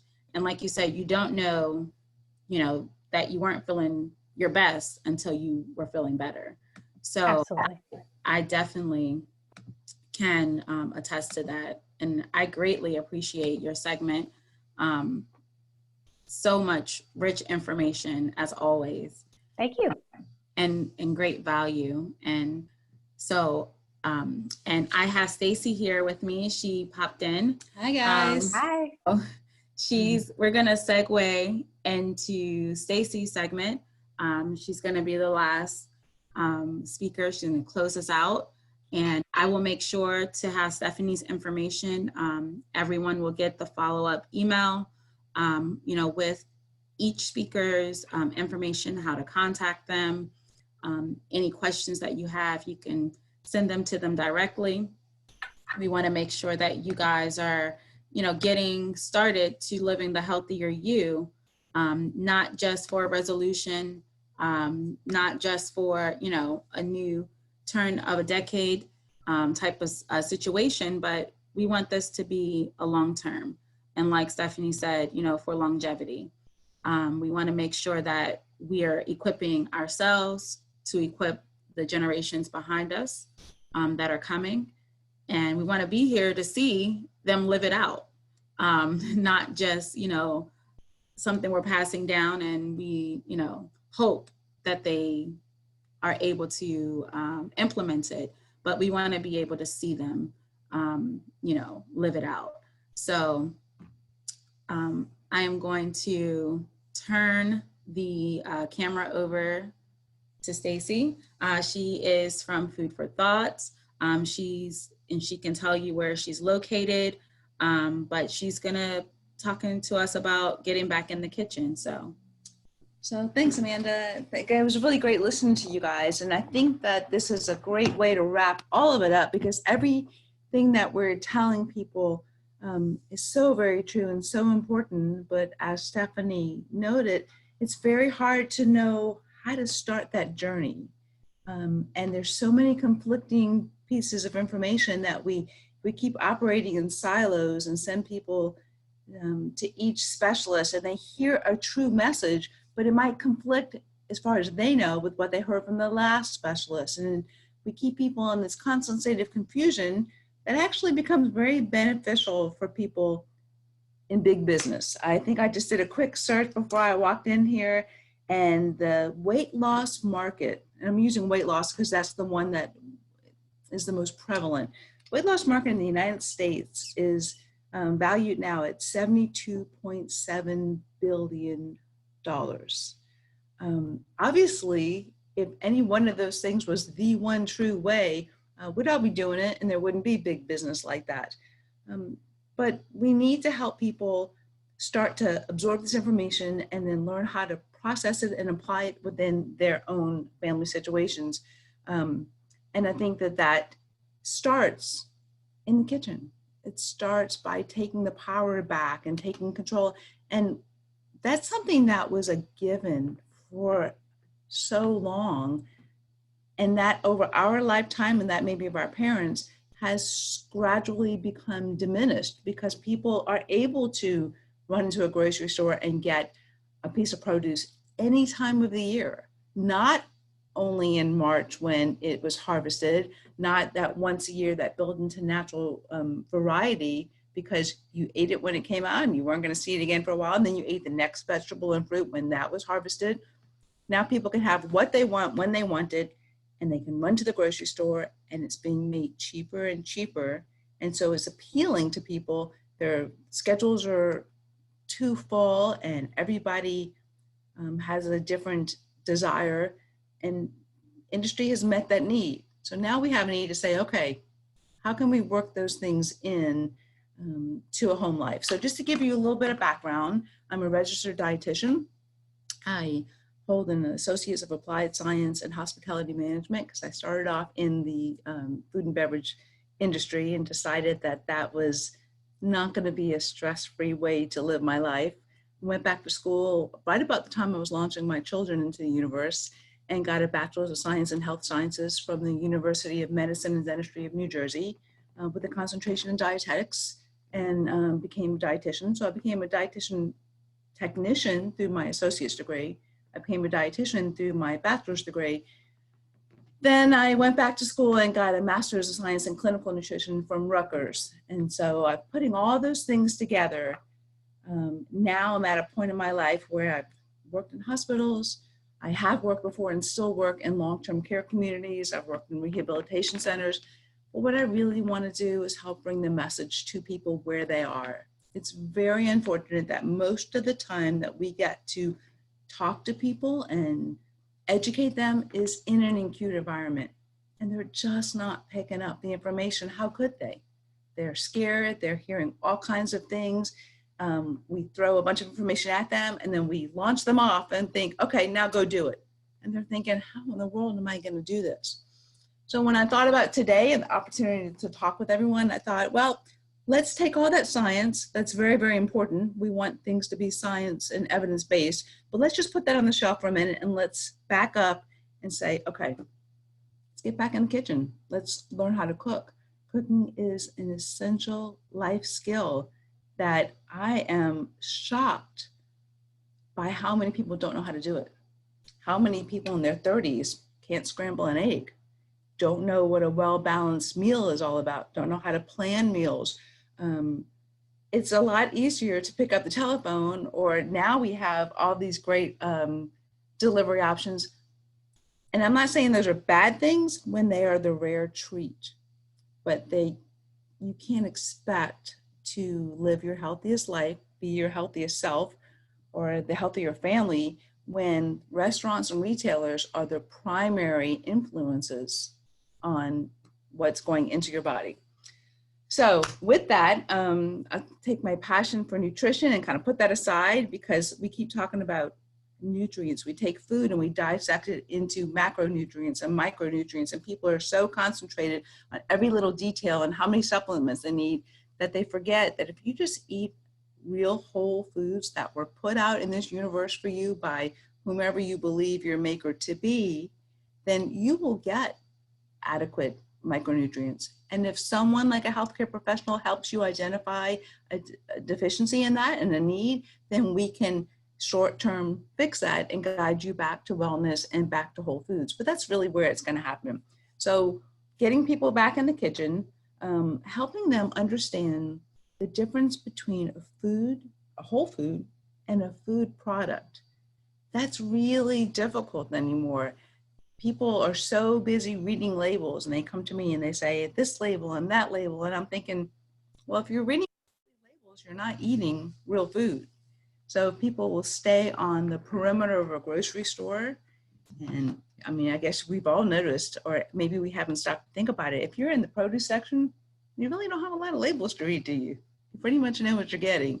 So keep people on the perimeter, teach them how to step by step go into the grocery store, approach it when they're not stressed, think about what they need to fill up a day, think about the colors of the rainbow, and then how to take that home and fit that into a lifestyle. So that's another factor. I find that everybody has barriers. We all have very unique barriers, and part of my job is to help people figure out what those barriers are. The universal barriers I call, the barriers that everybody has, is time and money. So if you can eat as close to the way that something grows as you have time and money for, then that's a great place to start. Now, on top of that, people are going to have other barriers. Obviously, people can't go to the back garden and pull out something out of the ground every time they're ready to eat. Wouldn't that be wonderful? But that's not where we live right now. So how can we take whole foods and then maybe little by little add in some of those other products, or cook wisely so that the days that we are rushed and crazy, we can maybe go to the freezer and pull out something that we have made and we've put aside and we know what's inside of that. So if we can help people to figure out what their true needs are, not desires, I guess we can even just ask ourselves, how often do we think about or hear someone say, what do you want for dinner? You know, what do you feel like eating? But rarely does somebody say, what do I need? Gosh, I haven't had anything blue in the last 2 days, or have I had greens at every meal? So what really goes into good intake? That is a given for a lot of us, but for many, many people, they don't know how to define that because they're confused and they believe the person who is maybe speaking the loudest or looks a certain way, or whatever the common message is. I remember when Jane Fonda was all over the television and everyone was talking about how bad fat was. And so for a decade, we avoided it and everybody was living on rice cakes, and then the incidence of disease went through the roof. So now you'll hear everybody say carbohydrates are bad. They don't say what they really mean is processed foods are really trouble. If you stop and think of fruits and vegetables as carbohydrates, you can't really call a carbohydrate bad, but people are out there saying that they avoid all carbohydrates and realize that they can't live without them. So how do we go back to doing that? Amanda and I were talking about trying to feed a family and keeping everybody happy and keeping the schedule. So there's a lot that goes into that. So that would be my main idea, is that if we can get people back into the kitchen and teach them, sometimes the best way to do that even is with your kids. because kids are so naturally curious. When you go into a produce section and look around and watch the kids, they're touching the different fruits and vegetables, they're looking at the different colors. And if they pick it out and they help you cook it, then chances are they're going to eat it. Most of the time, kids don't eat things either because they've been exposed to it too young when they're not quite ready to grasp things like a bitter flavor, or we tell them, we assume they're not going to like cabbage or they're not going to eat specific things when really they will. So that would be another great way, is just by involving the family. But I think that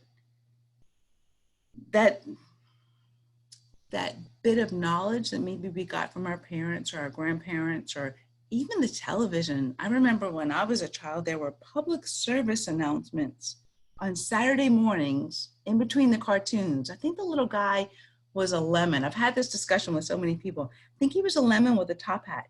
And he would sing this little tune and say, "You are what you eat, from your head down to your feet," and talk about components of food. So that was part of our life. I don't think you're going to see that on television today. I hope that people will go and look for that maybe on YouTube and see that that message has been out there for a while. So very much the same kind of message that Stephanie was giving to all of us comes back full circle. And one of the great things about being a dietitian is that we can meet people where they are and take them step by step, small and steady little incremental opportunities to clean things up, to start to feel better, to make sense. So if we can talk about what is in a basic kitchen, what kind of equipment do you need? I see so many people think they have to have huge, expensive sets of pots and pans and specialty knives, and they think that cooking is something unapproachable. And to think about how many cultures are squatting out on the ground behind the house over a fire with 1 or 2 pots maybe, and living off of mostly plant-based foods as opposed to what we perceive as necessary here, we can get people back to a state of wellness. One of the things I like to tell little children is, if we just stop and think about what we're putting in our bodies. If I were to put, I'll say to a child, if I put chocolate milk in the lawnmower, am I going to get to cut the grass? And they kind of look at me like I'm silly. No.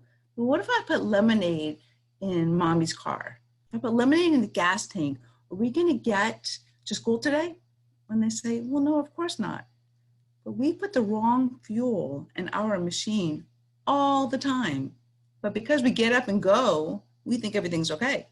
We're kind of operating here when we have the potential to operate here, which is what Stephanie was saying, how we could feel, but we don't even realize it. So if our bodies truly did just stop when we put the wrong thing in, there'd be some benefit to that.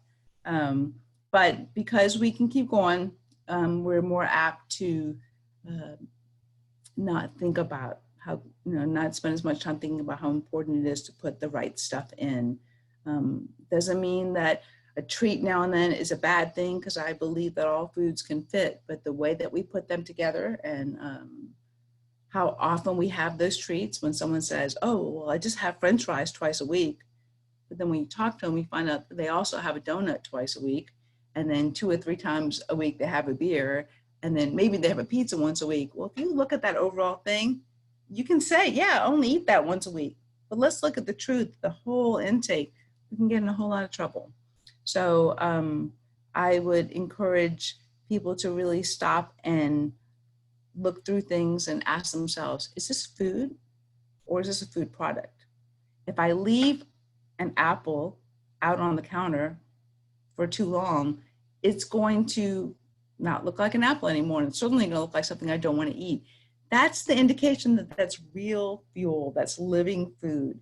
There's so many products that you could eat years after their expiration date, years later. What part of that is really life-giving food? So, like we talked about before, how do we start?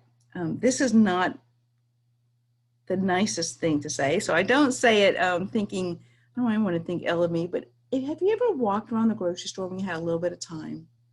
Just started looking in people's baskets quietly, maybe glancing over and seeing, sometimes there's a very blatant correlation between the state of wellness that someone appears to be in and what's in their basket. And so I try and ask people, when you're shopping, look inside your basket. How many of those things is the majority of that basket filled with things that are leafy and colorful and have to be put in the refrigerator? Or is everything in your basket going to go in the pantry when you get home? Is it shelf stable? So that's one way of looking at what's most important to be filling up on. And yes, you'll be going pretty often if you're eating fresh foods. I think that the idea of eating meat 5 times throughout the month is a really good idea. I used to tell people just in general, because I do believe in a plant-forward type of intake. I say, you know what, if people just ate meat 3 times a week instead of 3 times a day, just that, wouldn't that be so much healthier for the environment, for the animals themselves, for people? I think that less meat intake for lots of reasons is a good idea, but also when you're eating a plant-forward type intake, you are generally more creative about what you're eating. People will say, I have a steak, what's gonna go with it? There's a rotisserie chicken, what am I gonna do with it? But when they think of the meat as the condiment, or when they think of only plants, how am I gonna put this together with colors and textures and flavors that make something that I want to have? So that's another way of focusing on different things other than that one main entree, maybe it being a mixed entree, or starting to maybe buy one piece of meat and then through the week or through the 3 to 5 days after you buy it and cook it, how can we add bits of that to things to spice it up, but to have it not be a different meat at every meal, every time. And that makes more room for colors. And I think that that's the important thing. So I think another thing we have to bring to people's attention is I don't like people to spend all day counting calories. I think that it's overwhelming and it can be misleading, because those calories, just like number of pounds on the scale, don't tell you what your body composition is, how much of that is lean muscle tissue. So I don't want to get too caught up in it, but you do have to have some sense of what you're doing. And if people aren't paying attention at all to what they're eating, an average meal at home, I would hope that you could do between maybe, 350 to 550 calories. But if you go into any fast food establishment or restaurant and look up the nutritional values, which now have to be posted, you'll see that a lot of entrees are anywhere from 800 to 1200 calories per entree. And that could be a full day for some people. That can be all of their needs all at once. And this idea that you can save all your calories up and you can splurge like that and still be well is really not, that's a falsehood. So being aware of what you're doing.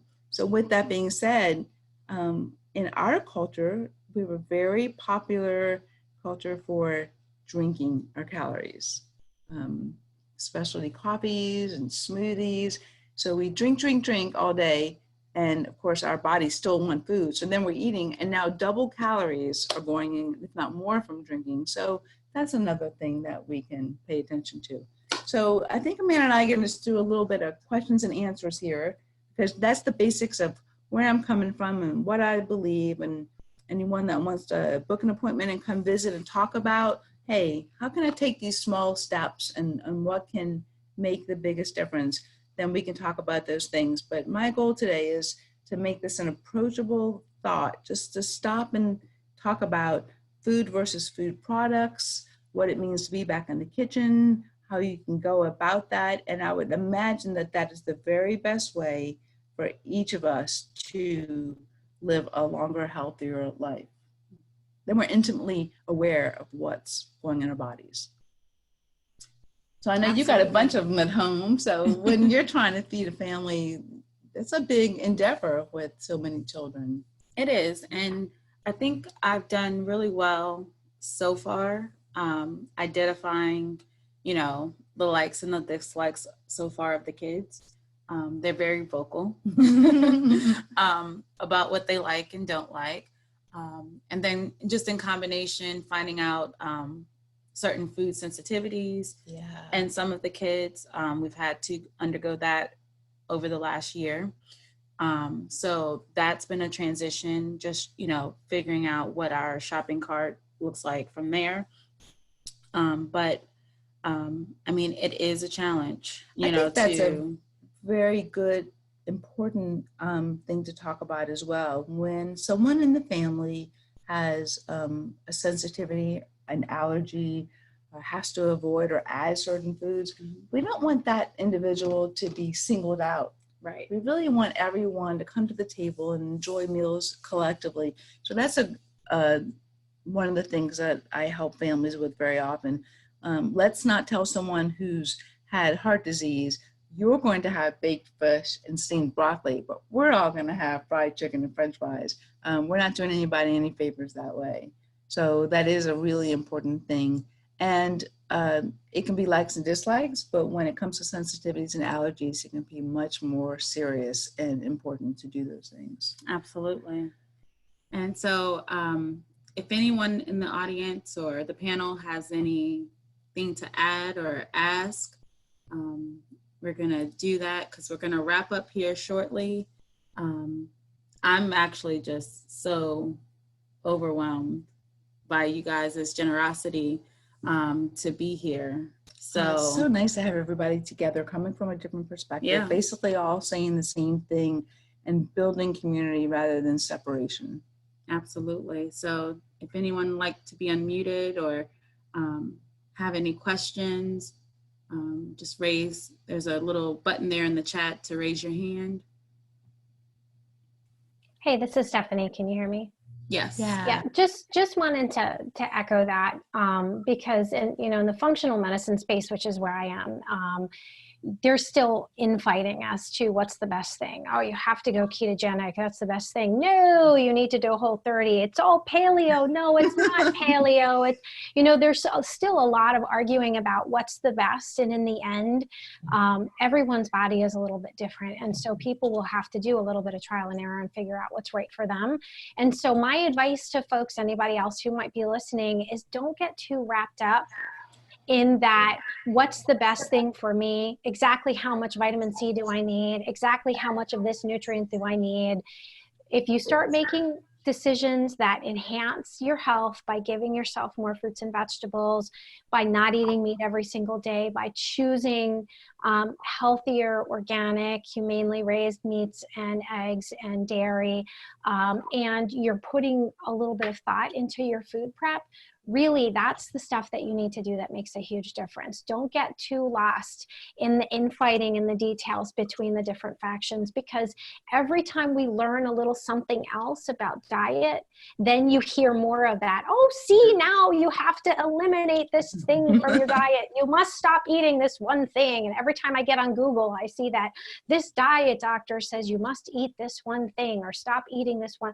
Forget about that. Yeah. Eat more fruits and vegetables, eat a little bit less meat, drink water instead of soda. It's, it's really going from that space of abundance versus restricting. What do I not eat? What am I not allowed to eat? Save those, amazing carrot cakes for the specialty occasions and not for every single day after dinner, and that will help you with your blood sugar. It's really a lot of those basic things that really matter. Yeah, that's exactly the truth. I heard you talk about not giving energy to the negative things and staying positive. I used to call that subtraction by addition. If you add in once a week, this week I'm going to eat fish once a week. And then the next week I'll eat fish once a week, but then I'll add beans and rice one night. And then the next week, and then you add little by little, all the bad stuff gets crowded out, but it's not getting your energy. Some people still have to have a guidebook. They don't know how to survive without it. So if you're one of those people and you want to know something to follow, I would say that year after year after year, study after study, the Mediterranean style of eating does come back as the most positive to follow. So if you want, it's not an actual diet, so to speak. It's just like Stephanie talked about in her talk, it's the way of living and eating that is common around that part of the world. And you can find a lot of books and a lot written about it. So the Mediterranean and also the DASH diet, if you really want to have something to focus on, those would be things that you could read about. But starting somewhere and taking it step by step and working through a plan and not being so stringent and so all or none. When people follow an exact plan and they do one thing that's outside of the plan, then they say, oh, forget about it. Now I might as well have X, Y, and Z. And it all kind of snowballs, and that's unnecessary. And that's where that confusion and that fear comes from. So if we can just back away from it, back away from all the books, unless they're full of beautiful pictures giving you great ideas, start to trust yourself. I used to tell people years ago when I first started working in the hospitals, trying to find that place that they could relate to. I'd say, listen, if you asked your great-great-grandmother about what's on your plate, would she say, oh man, that's a beautiful sweet potato, and look at those green beans? Or would she look at you and say, honey, don't eat that, that's not food? That's kind of a great thing to think about. Why did people live so much better and so much healthier years and years ago? It was because they were growing their own food, and they were going to sleep when the sun went down and waking up early in the morning, and they were sharing what they had. All those things that we need to get back to, we're not that far removed from. So anyone that wants to talk about things like that a little bit more and wants to come out, I have a private practice right now called Foods for Thought, and I'm doing that within the Fairwinds Wellness building, which is a new wellness community in Cambridge on Academy Street. So I would love to talk with people more about that, and love to get together with all my fellow professionals at some point and meet and do some roundtables and some presentations and just help people maybe stepwise begin to do that. Thank you so much, Stacy. Yep. And again, I will make sure that everyone has all of the details, the contact information, follow-up email from the segment. The Healthier You has been officially launched. So if you find yourself having questions about certain topics about what makes you a healthier you, if you want to come on and host a segment, if you want to invite us to a segment that you're having, you can reach out to us. And we're actually at beattherushdelivery.com. You can get us there. We're also on Facebook and Instagram at Beat the Rush Delivery. But if you don't have any other questions, we're going to wrap up until our next segment. So I'm just gonna cycle here to see if there's anyone in the chat. Don't see any hands raised. Oh, there's Gail. I was waving. I was waving goodbye. Okay. But all I kept thinking with the confusion out there with all of these different dietary theories is, when I went to school at the Institute for Integrative Nutrition, we looked at 100 different dietary theories, and the prevailing theme was every body is different, and there's not one diet that's going to just really be a good one for everyone, even though I agree the Mediterranean diet's a good starting point for sure. But then I also think about diet, how everyone, just look at the word, it starts with what? Die. And so we kind of have to reframe that so that people feel like, okay, maybe you'll die to your old habits. It doesn't have to feel like you're dying, but maybe those old bad habits are dying. Absolutely. So that's it. And it was my honor to be part of this, because I think sometimes as what I refer to as wellness warriors, we feel like we're fighting this uphill battle by ourselves. So I'm always uplifted by being around people who are like-minded. And I appreciate what all of you are trying to do, which is the same thing we're trying to do at the Federal Brewing Company, is just heal people and give them information that we think is common knowledge. It's not so common, and there are a lot of people who need it.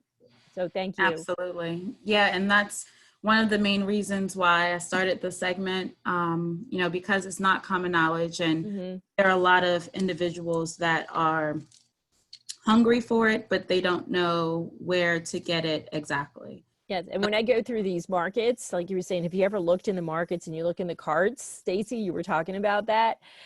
I walk through the markets and I feel like that there was a character of the movie that said, "I see dead people. I see sick people everywhere." You know, it's just they're unwell because they're poisoning themselves, either physically, spiritually. There's a lot going on. Absolutely. Yep. So, you know, and we want to continue to, you know, bring good content, you know, bring good information, bring good speakers on. So again, if you have any topics, or if you want to come back, if you've already presented, but you want to come back and you want to, you know, shed light a little bit deeper onto anything that you've spoken about, we are welcoming you. So the Healthier You has been launched, and I appreciate everyone for tuning in. Until next time, I'm Amanda, and we'll see you soon. Thank you, everyone. Bye. Bye.